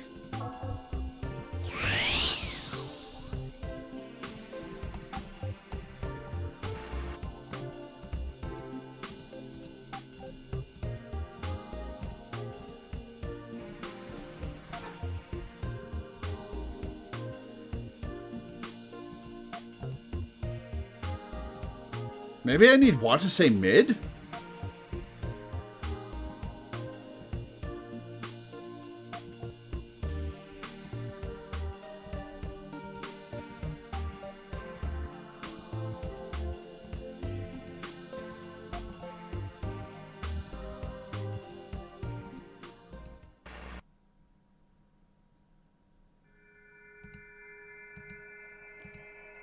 Alright, let's make June high, want to say mid, and a low.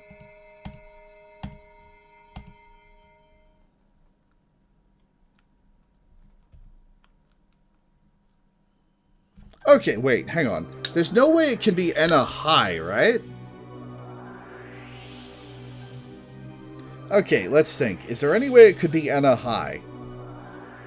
No, we want June to have more confidence and be a little more dismissive of Anna's beauty. No, okay, I'm going to try Wada say mid, Anna low.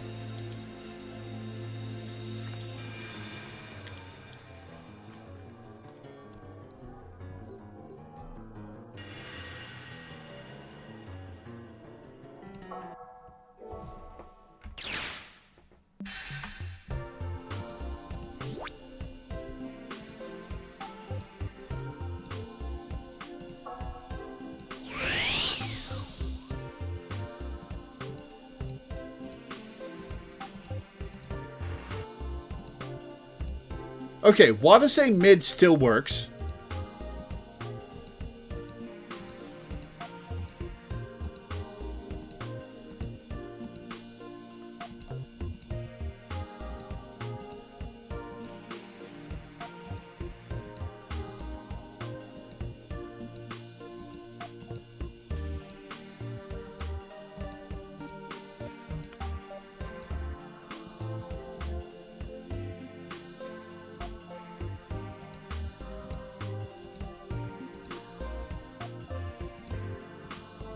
We gotta stop it. Okay. June pushed her thoughts aside.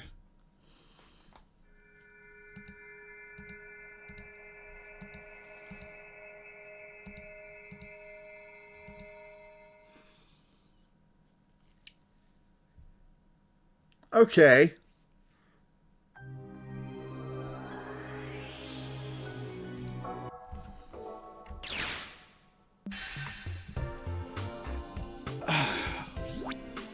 Okay, we have to have June high to give her confidence. So the only thing I haven't tried is Wata say and Anna low.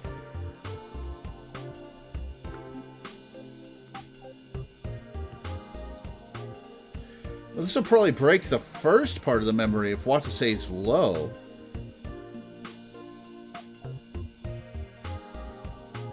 Wait, maybe? Hang on, I'm going to try Wata say mid and a high. And see what happens.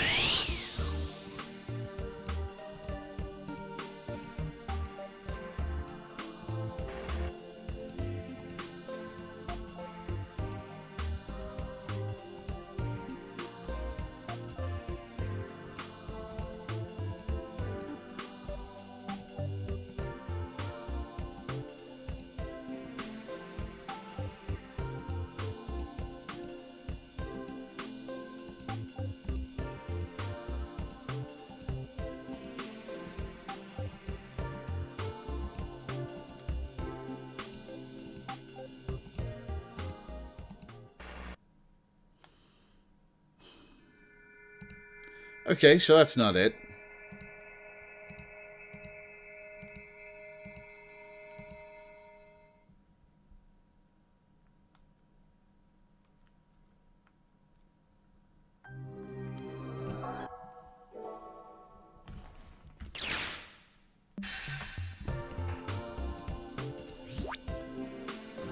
June high, low for both of them.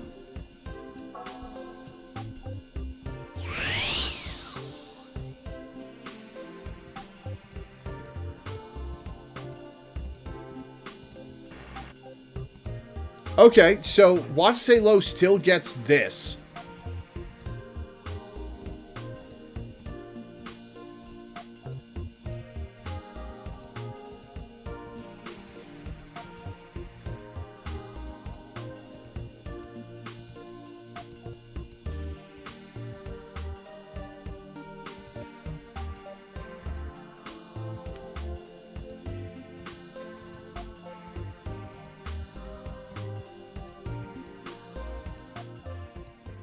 Maybe and a high Watase Low? I'm trying everything here.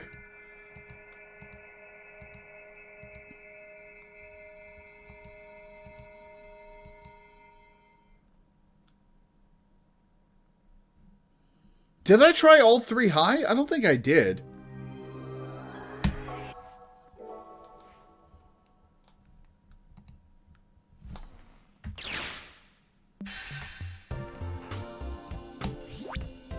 Let's try all three high and see what happens.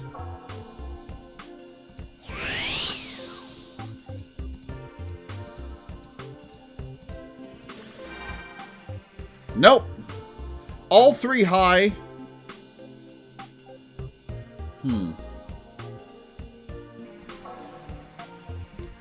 Wait.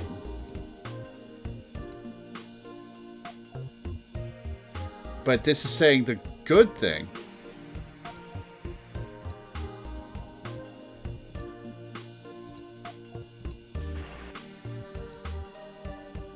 Repair that false memory. June's eyes widened at those words. She's worrying about her students first, even though she's also in danger. She may be harsh. Okay, so there were two wrong broken memory points at the start. Oh, interesting. Or rather, two ways that it could go that were broken and one way that it could go that it was correct. Interesting. Alright, gotta note that for the future. She may be harsh and too critical, but she really is a teacher, huh?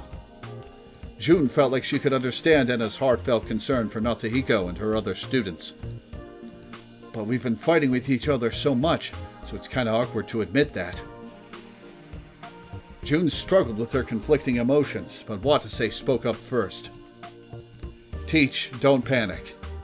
The fact that we've seen empty medical boxes in AD means that there's a high chance they found some too. Oh, nice support, Captain. June decided to quickly follow suit. He's right, Miss Tsubakiyama. Rushing things will only lead to more danger. Let's just rest now while we still can. Good point. Miss Tsubakiyama, this has all been really harsh on you, has it not? To be honest, yeah, in its own way. In its own way. I've gotten tired from running around from place to place. Oh, jeez, why the hell did all this happen? Everything was totally normal until yesterday, but I guess it's true when they say no one knows what the future holds. Anna said that in a choked voice. June felt sympathy welling inside her. Alright, this is where I've got to play it cool and act like a rescue worker. Come on, Miss Tsubakiyama. Let's stop being all gloom and doom here. We'll get you and your students out of here safely. Just you wait.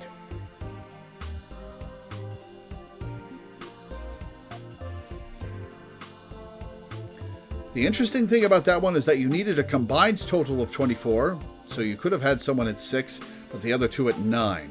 The other two options were between 13 and 24 and less than 13. Ah, gotcha.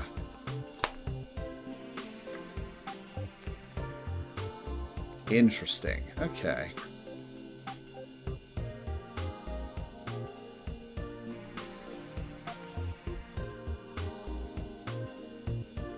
But didn't the first time I tried it go June at 6 and the other two at 9? I'll have to look at the sense of sympathy gauge and gauge out where the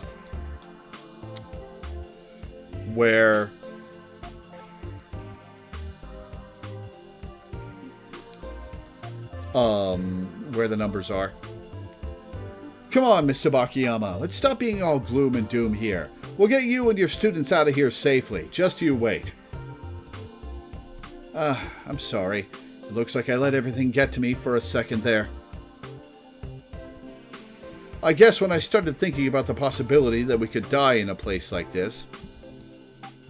Stop! Don't jinx us all like that. You mustn't say that. Showing weakness will only double the danger. Got that right. I'll be damned if I let a single person die here. You three sure are strong. I'm sorry for having been so rude to you up until now. You guys really are a fine rescue squad. Compared to you, all I'm good at is being all talk and no action, with nothing to back it up. Huh? Oh, it's fine. Don't worry about it. But I'll try to make sure I do as you all say from now on. Enna smiled apologetically. That smile alone made June want to forgive her for everything she'd said up until now. Yeah, Miss Bakayama may be a bit full of herself, but when you get down to it, she's just a civilian. I can let a little selfishness slide. June decided to switch to that way of thinking. She had a creed about letting the minor details go and treating those who were cooperative with kindness.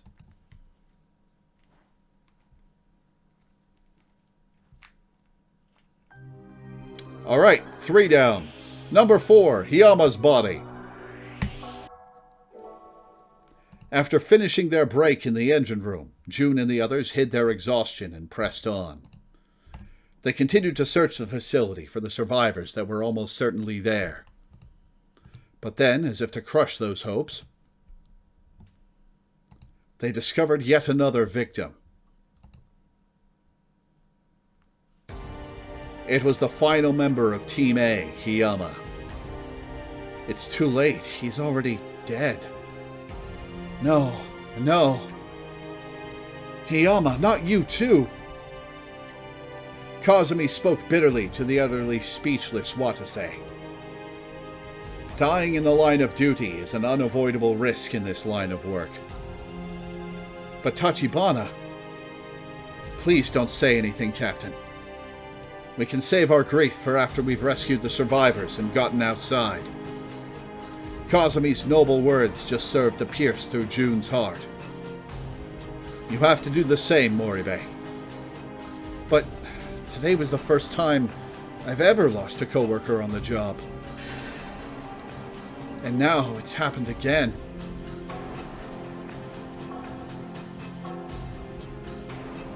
Okay, oh! Huh. That's a lot of moving parts. Okay, so 9, 8, 7, 6.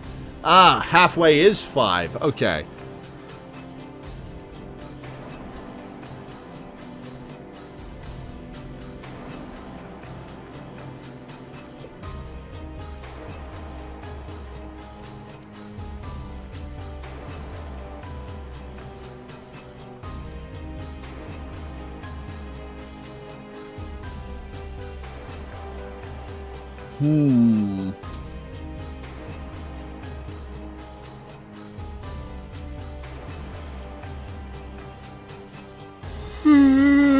Excuse me. Okay. So, what is the play here? I'm trying to remember exactly how this scene went down.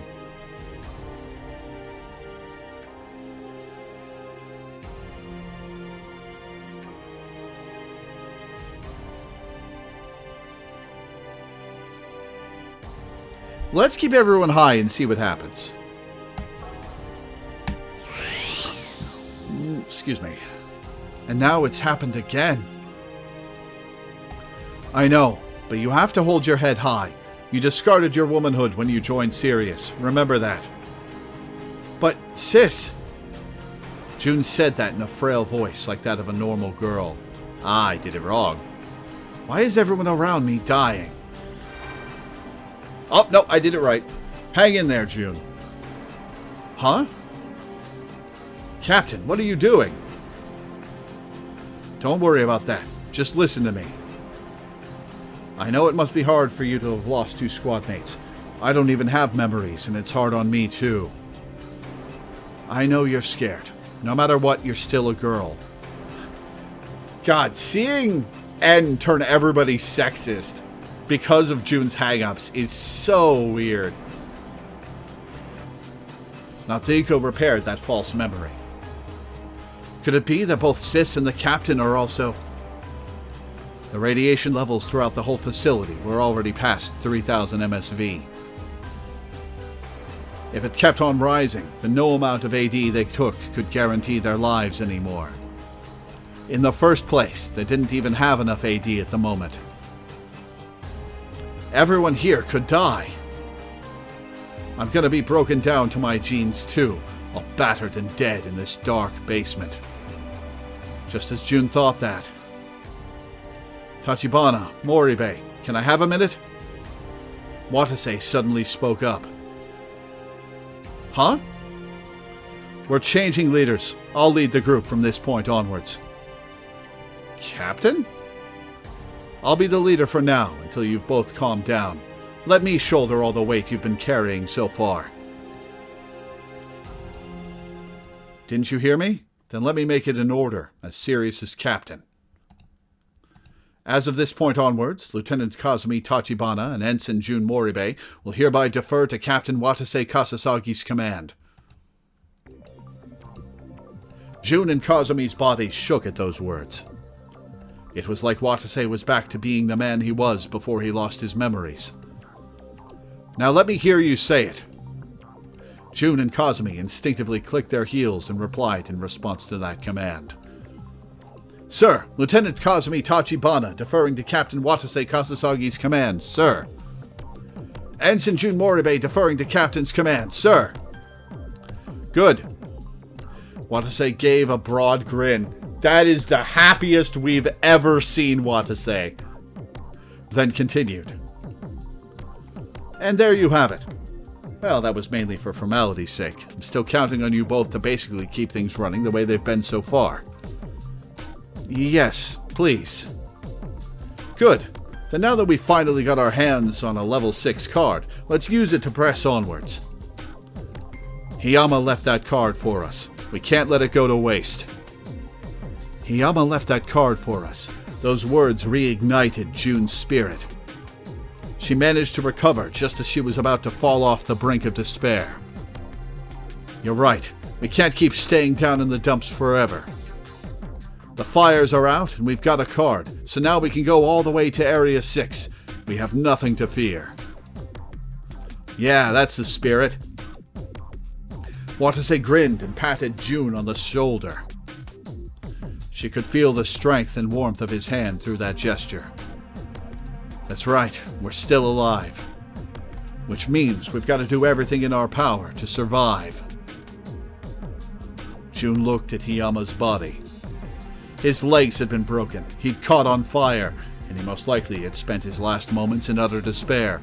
But despite all that, he'd still tried to survive. He would never come back. But he had left their group the key they needed to keep moving forward. One sec.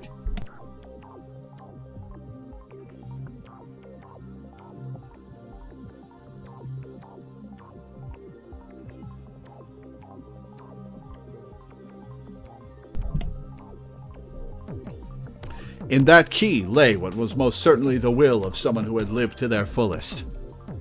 Those who had been entrusted with that will would accept it and carry it with them for the rest of their lives. Much like how it was Nagisa's existence that had brought Kazumi and June to where they were now.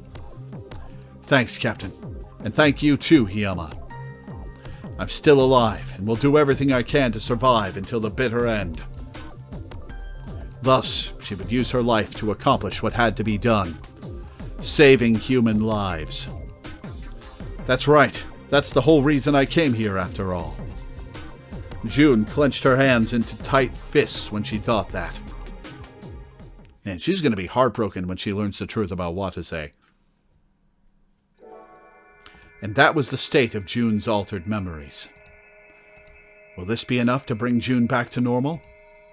But there was still one other thing he had to do first. Erase the phantom Subject N that was nesting in June's brain, who might sound like her dad. She's probably just up ahead.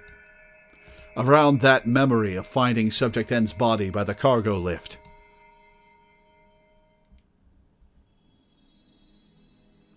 Malice corrupted memories have been purified. September 16th, 12:15. Scene title, Sympathy for the Devil. All right, let's do it. Natsuhiko continued reading June's memories. Everything from when she entered a contaminated zone, found AD, helped the rest of the group save Yuri when she was almost crushed by falling debris in the factory, and finally, when she watched them force open the gate to the cargo lift with a crane. Yes, this is it. This is where that memory is. Alrighty, then I'll go in first to make sure it's safe. Yeah, we're counting on you. Yep, just leave it to me. June went through the opening in high spirits and crashed immediately, but on the other side of the gate. Ah! All they'd found there was the unidentified body of a girl. Natsuhiko witnessed that sight through June's eyes. This is when June was infected with malice. Then shouldn't that girl be showing up any second now? A remnant of Subject N's spirit must be here. Isn't that right, Subject N? Natsuhiko spoke to the corpse. Now come on out. I'll erase your malice from June. When Natsuhiko shouted that, You come to kill me? Subject N answered, But I'm already dead.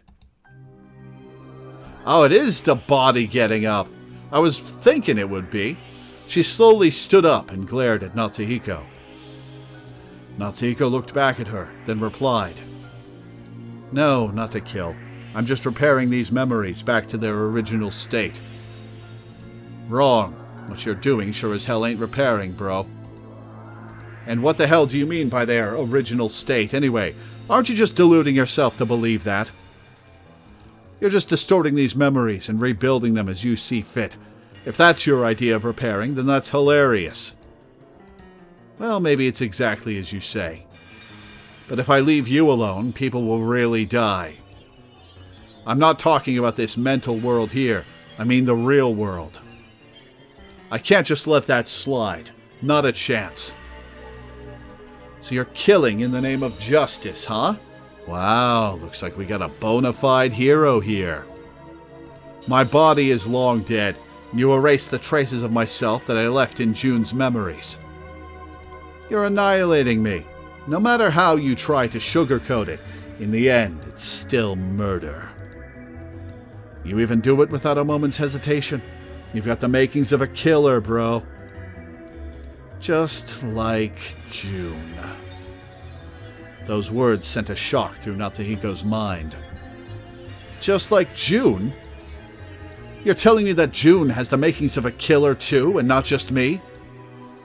Well, duh. You're just now picking up on that.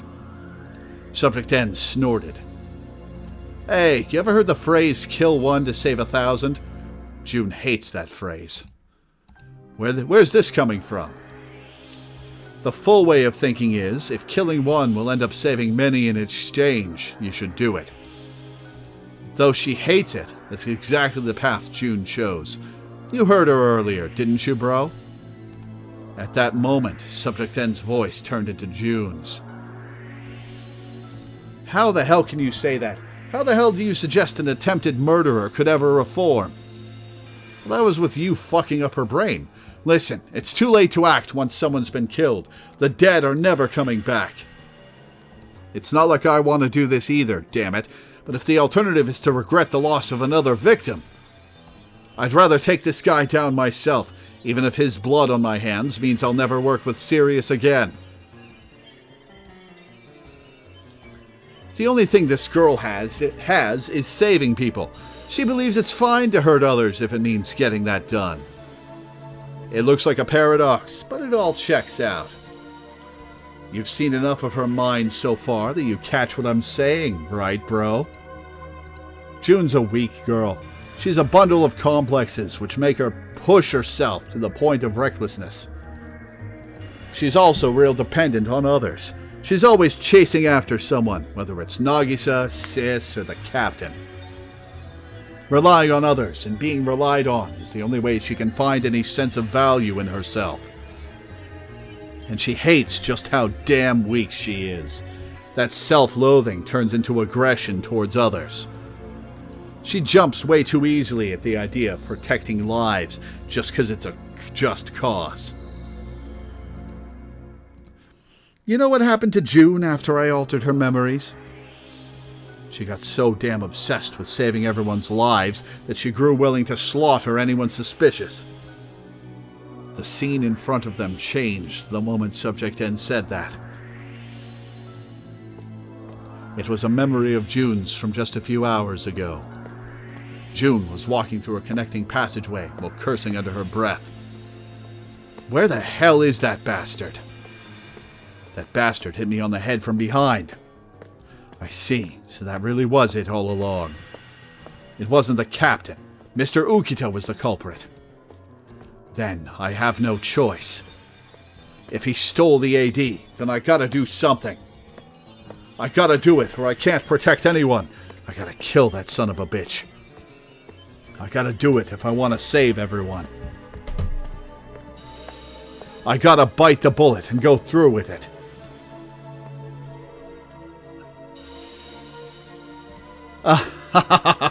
I gotta bite the bullet. Get a load of that. Get it now, bro? June wanted to kill Mr. Ukita after he attacked her. Shut up. I didn't alter that memory. June said those things for a fact. Yeah, after you fucked up her brain. She knew the AD had vanished and thought everyone's lives were at stake. But snapping like that? A little over the top, don't you think? She doubted the captain too, remember? Then she even doubted you guys after all her efforts to keep you safe. Man, talk about putting the cart before the horse.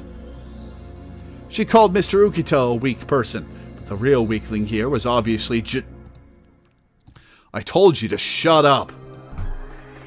Natsuhiko interrupted Subject N. You know nothing about June. She wanted to be a hero. Not a hero that beat up bad guys, but one that saved people. Do you even know how much blame she put on herself? Do you realize just how much it mentally traumatized her to be unable to save her friend? But she endured that trauma, faced her weaknesses, and overcame them.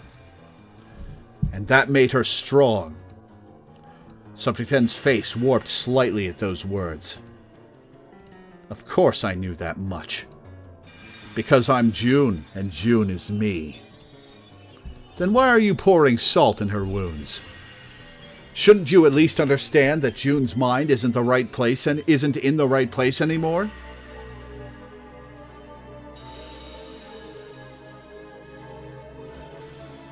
And also, that you're the one who made her this way? So you're saying that I'm possessing June? That it's not just a memory alteration causing this? It's not exactly what you'd call possession. But you used BC on June. BC isn't just the power to convey words and memories to others, but feelings too. Things that can't be expressed in words, memories that can't be imagined, and your vast malice. All of those feelings are now in June's brain as information energy. And once she took them in, June ceased to be her normal self. Now ain't that sentimental? The life of the dead is retained in the memory of the living, and all that jazz. Yeah, the fact that you're talking with me is proof that you actually exist here.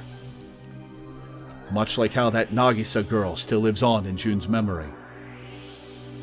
Yeah, I like that it's the dead body version of Subject N is having this conversation in June's brain, because that's the most striking memory of Subject N that June has, is seeing the body there.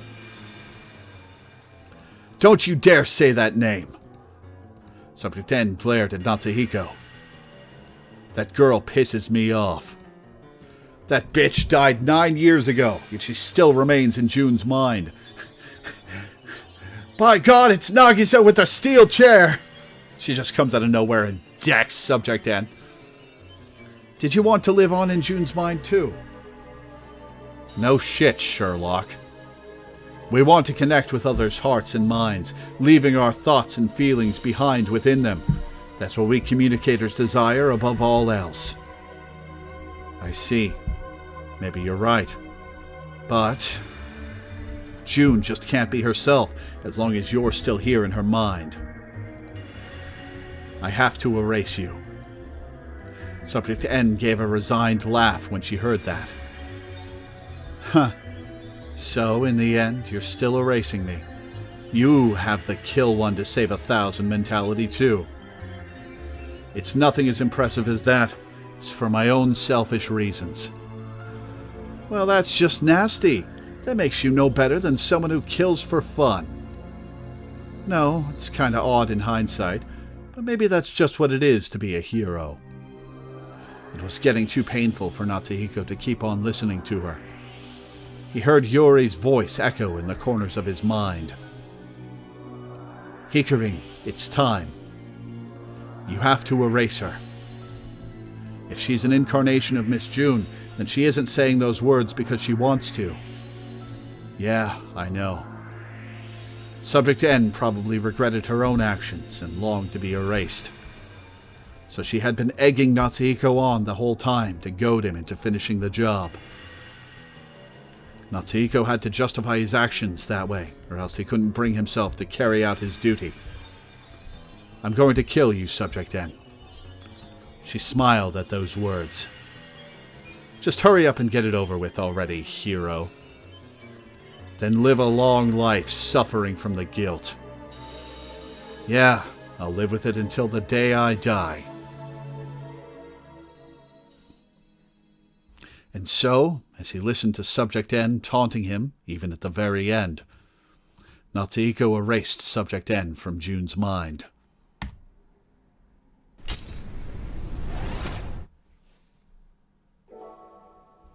And that is where we're going to take a quick break. I will be back in a few minutes. Burb.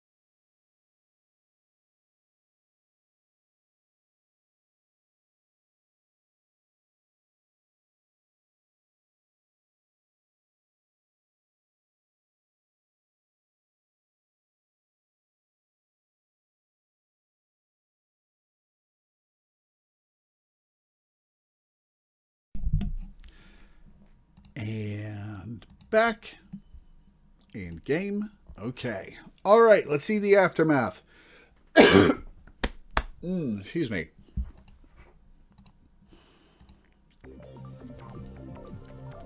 Natsuhiko and Yuri returned to reality. The first thing Natsuhiko saw was June slowly falling down with the engine cutter still in hand. June! Natsuhiko promptly caught June by her hand. An intense shock ran through his body and pain ran through his wounds, and yet he still did not let go. But his body wasn't the only thing in pain. Pain ran through his head again, just like what happened when he had erased the Subject N inside of Ukita. He was also struck with that bizarre discomfort that seemed like his brain was being shaken. The pain and discomfort were clearly more intense this time. Hikarin, don't tell me it's happening again. Yuri raised her voice when she noticed something wrong with Natsuhiko, but he promptly replied with telepathy. Yuri, please don't bring that up now. Just as I feared, it looks like my brain takes damage each time I come in contact with Subject N. But please, don't say that out loud here. It'll just make everyone worry. It won't improve our fortunes at all. So please, let's keep this a secret. Yuri looked at Natsuhiko in worry, but she eventually replied with telepathy. Okay, but please, don't force yourself. Well, there's supposedly only one of them left. Natsuhiko nodded at those words.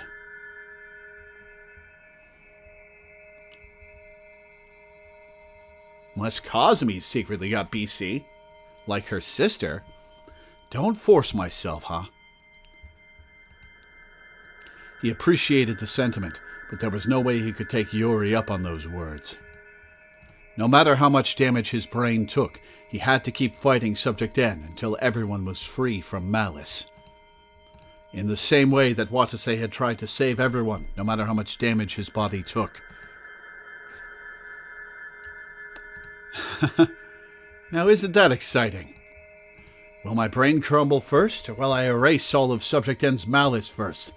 It's a battle of wits. A smile of bravado formed on Natsuhiko's lips. Enna and Ukita called out to him as he waited for his headache to subside. What's wrong, Mr. Tenkawa? Do your wounds hurt? Yeah, a little, but June's more important now. June, are you okay?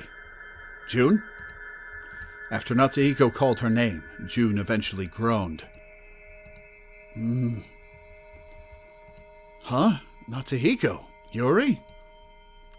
With vacant eyes, June looked at each person in the shelter one by one. And then, as if realizing something, she gasped. What have I done? June, are you fully conscious now? Yeah, but... That's odd. I was completely bonkers just a moment ago, wasn't I? Did I just suddenly go back to normal or something? Natsuhiko was relieved to hear those words from June. That's fine, then. The you right now is the original you. The original me? Long story short, there's something in this facility that's caused people to become aggressive and paranoid, much like you were until just now. Huh, why's that? That girl you found in front of the cargo lift, she was a powerful communicator. She had the power to change the minds of those around her into ones full of malice. And because of that, everyone inside the facility went crazy. No way. BC has that sort of power? It does. Though do I realize how unbelievable it is? One sec, refreshing chat. June looked a bit dubious for a while, but judging by what happened to me, I guess I have to believe it, huh? Wait, did Mr. Ukita go crazy for the same reason? Yeah, but having said that, I don't expect you to forgive me for attacking you. Ukita and June looked at each other awkwardly. A little while later, June politely bowed her head. No, I should be the one to apologize. I chased you around with an engine cutter and said extremely rude things. No, it's okay. I deserved at least that much disparagement. It seemed that the discord between the two of them was settled for now. All right, so Enna knows about the terrorist plot. June and Cosme do not. How do we break it to them? Oh. Enna took a deep breath and whispered to Natsuhiko. Thanks for trusting me, Mr. Tenkawa. Looks like you were able to tie things up. No, it's all thanks to you, Professor. It was a really big help that you weren't infected with malice, Miss Enna. Natsuhiko and Yuri bowed their heads in gratitude. The strands of hair on her forehead make it look like she's got a bump. Don't be foolish, you two. It's too early to celebrate, you know? Huh? Judging by what we saw of Miss Moribe, those infected with malice aren't aware of it themselves, right? In that case, you can't be entirely sure that I'm not infected with malice, can you? Once Natsuhiko heard that, he promptly stood between Enna and Yuri. But Enna just placed her gun on the floor and spoke with a smile. Don't panic, I'm probably not infected, but I still want you to check my mind just in case. Oh boy, are we diving immediately back into the... Alright. Immediately back into the memory flashback. I need a sec.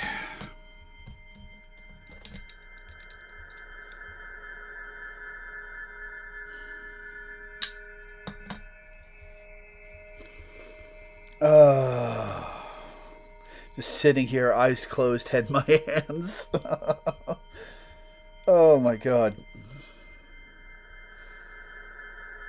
You're almost done with the game, Lore. You're only... Oh god, I'm probably like 6 or 7 hours from finishing the game. But that's closer to the end of the game than I was yesterday. And his memories promise to be the most interesting since she has the most unknown aspects about her. Actually, you're right. Now I'm excited. You're serious. You're telling us to peek into your mind, even though there's not a shred of evidence that you've been infected with malice. He certainly felt guilty about doing something like that. But Enna tried to persuade him. Mr. Tenkawa, I understand why you don't like the idea. You've never liked the idea of using BC abilities in the first place, have you? Huh? The reason you've been unable to manifest UBC abilities, despite your rank S aptitude, is because you've been rejecting them yourself. You've avoided trespassing into other people's minds this whole time, haven't you? I have. Now that he thought about it, and it was exactly right. The manifestation of BC abilities was greatly affected by the user's will, and that was why Natsuhiko's BC abilities had never flourished. But listen, Mr. Tenkawa, now you can use BC at will, and that's because you believe that you need it right now. But I don't believe that I need to peek into your mind now, Professor. No, you do. That's the only way I can completely gain your trust. After all, you and the others see me as suspicious, don't you? Oh my god, I cannot wait. I cannot wait for Anna's point of view and backstory to be so much less interesting than I've thought it was for the entire game. Because that seems to be the pattern with the twists and turns and reveals of this game.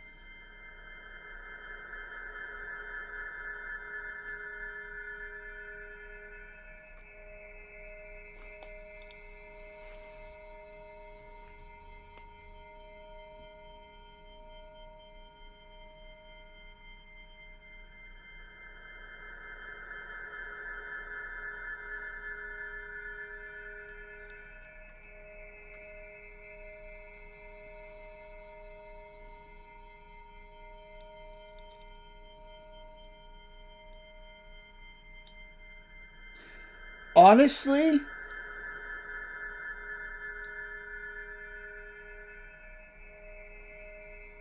I think this game would have been much better if a lot of these flashback expedition dumps were instead told to you in the present day, making them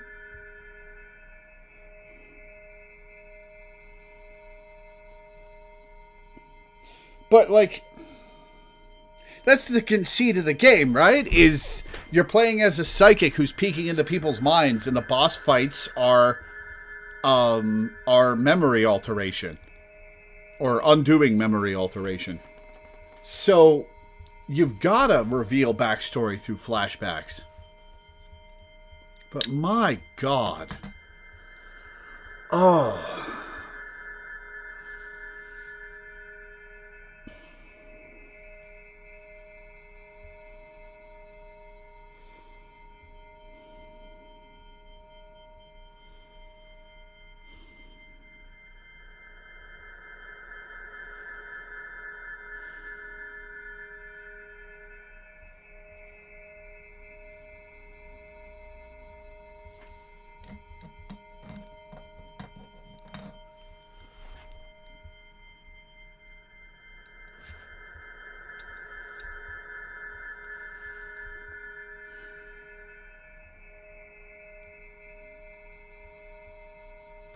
The ultimate problem is the game doesn't do a good job at condensing the info more than anything.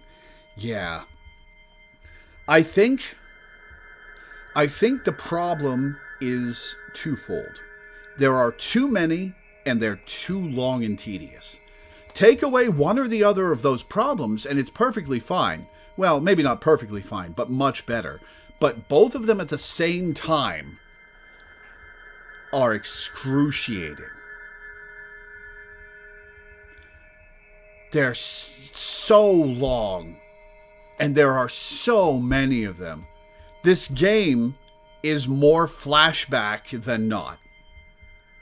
How long have I been playing this game? Let me look at Steam. 74 hours I've been playing this game, and more than half of that, I would wager, is flashbacks.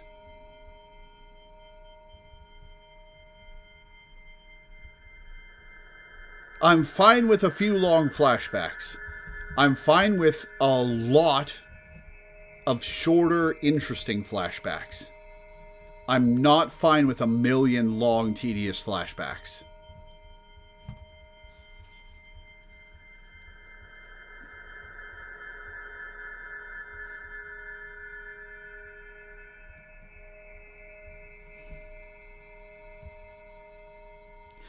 But I need to finish this game, and I owe you a bunch of extra time. Maybe we'll do a third stream next month if there's space. After everybody picks their dates. Because I've got to be getting close. Maybe? I hope I'm getting close.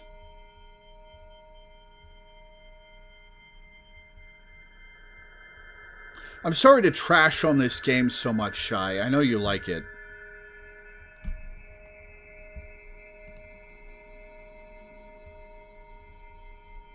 You can actually skip a lot of flashbacks, but you need to see them all to unlock the true ending. Yeah, I figured. If I'm going to finish this game, I'm not going to do it half-assedly. I'm going to get the true ending. I want to see the true ending, as opposed to a mediocre ending that renders all the effort I've put in getting through this game moot.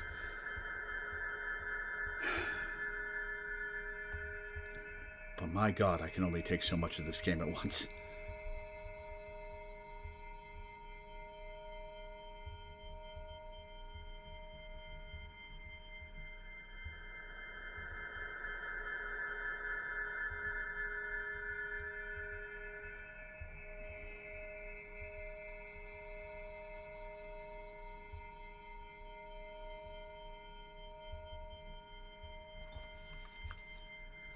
Don't worry about trashing in the game. I think your perspective is fair. I still really like it, but I can see where the issues seeped in deeply for you. Yeah, I think...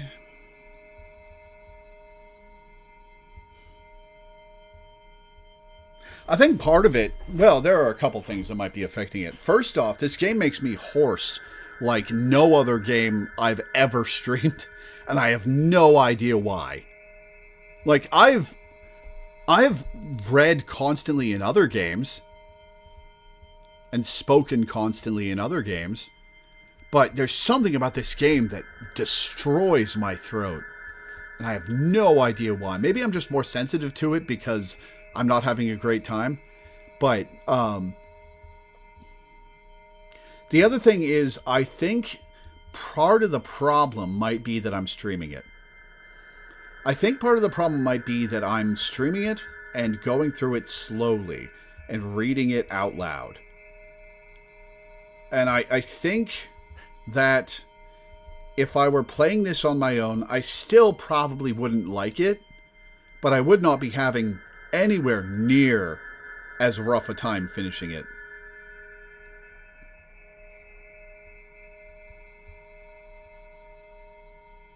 I wish the Kickstarter reached the English dub goal. That might have helped, but I know listening to the Japanese would have definitely annoyed you more. Yeah, like, I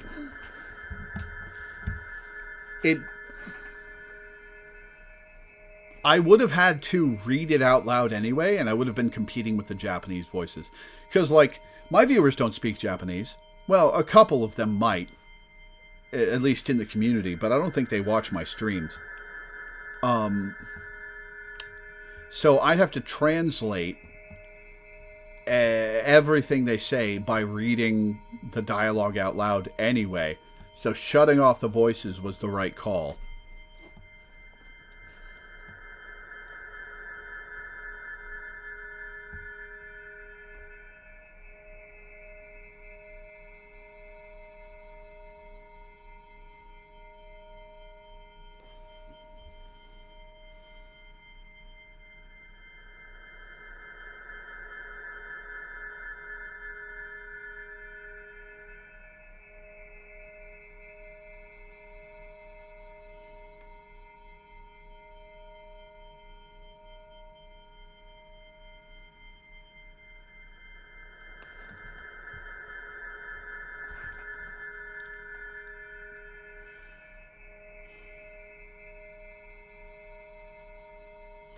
I'm just thinking about how to structure next month.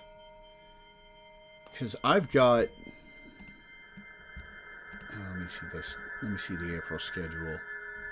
I've got a few days that I've got 3 no stream days. I've got a Shredder's Revenge stream with the stream crew on the 14th. So that's 4 days out of the schedule. And we're missing the 31st. I could probably fit in 4 3-hour streams next month of Root Double. And I think that would be much more manageable than a couple 5-hour streams of it.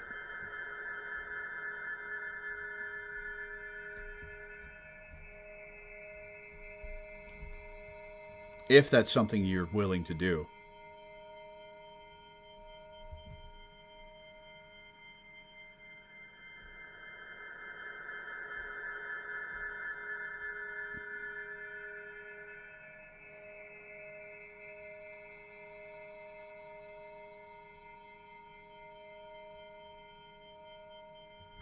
Well, we'll pick out 2 dates, as we usually do. And if there's space on the schedule, I'll see if you want to do more streams, and we'll dilute them some.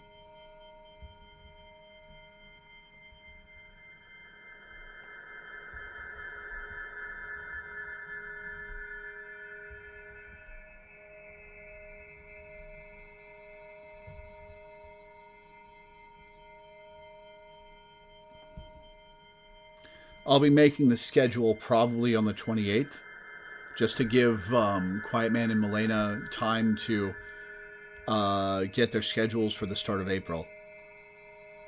So in a few days, we'll figure this out.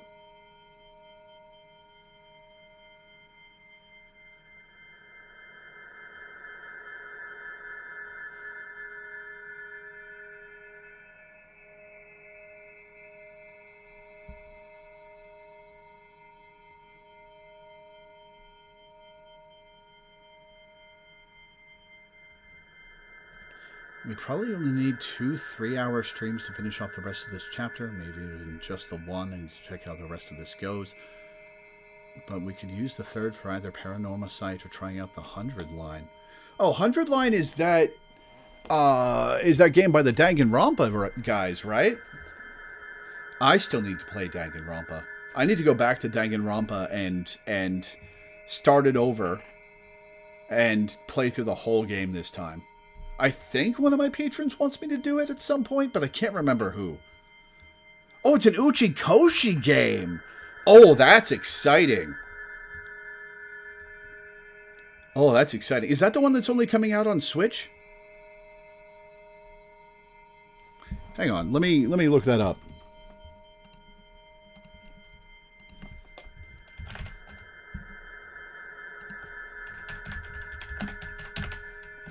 Line Last Defense Academy. Yep, only on Switch.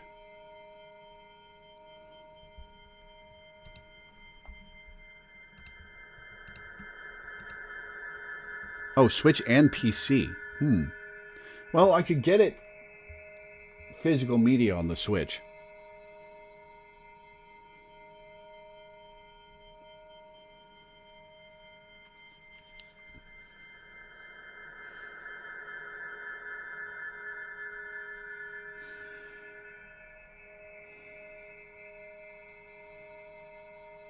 Probably only need 2 3-hour streams to finish off the rest of this chapter.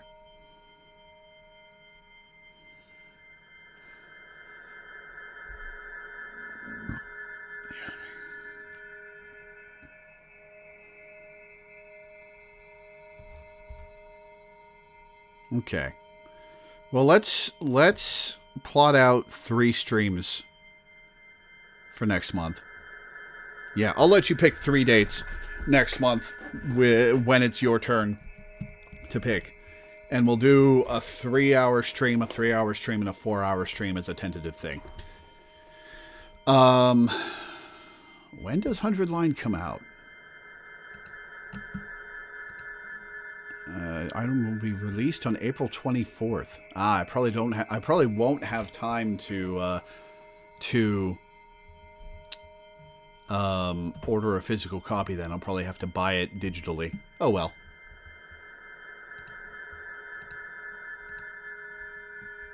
Same day as Expedition 33. That's a game I really want to try. The stuff I've seen of that game looks really cool. I'm excited for Expedition 33, and I wish I could say I had time to dedicate like the first week of May to it. But I have to finish Persona 3 Reload first. And I also have Metaphor to play. Oh my god. My schedule is so packed. And then in June, I'm not going to be streaming. Because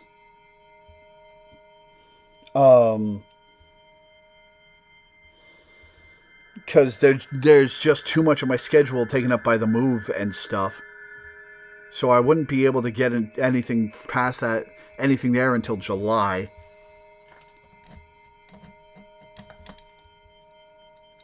How much of Reload do you have left? I'm in the start of November, I think. I'm not sure. I haven't beaten the game, so I don't know what date the story ends at. But I think I'm at the start of November. I was supposed to play it some the last week, but I was seized by a peculiar melancholy and couldn't get myself to do it.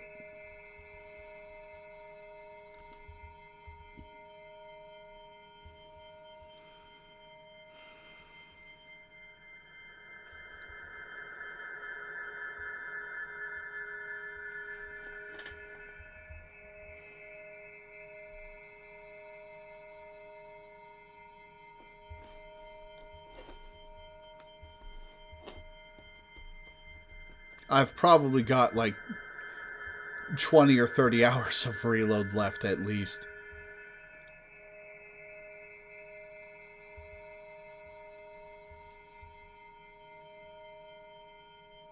and then I have the answer to play.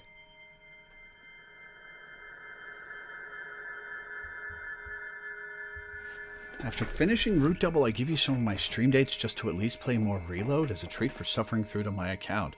Are you sure? I want to play games you want me to play. I don't want to just take your money and run. Well, not run. I'd still be streaming, but are you sure?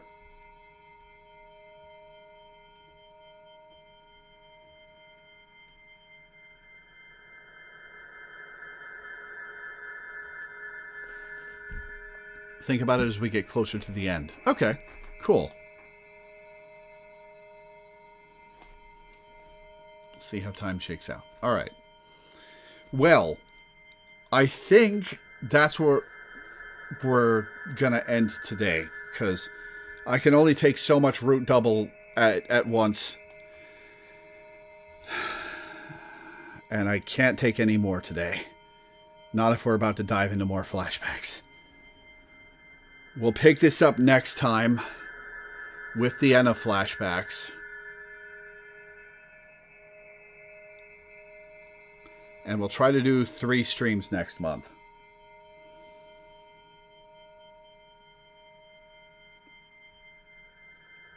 Okay. Yeah.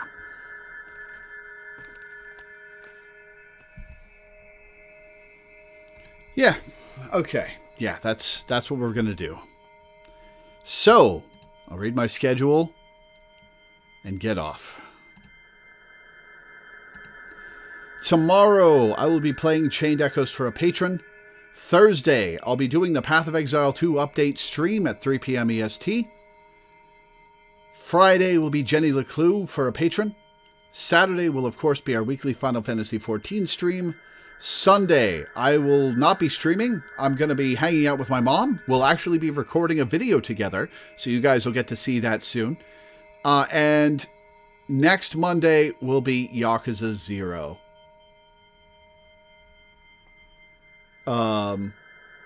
For a patron. So that's what's coming up. Thank you guys for tuning in. Thanks for hanging out. Thanks for watching. And I will see you next time.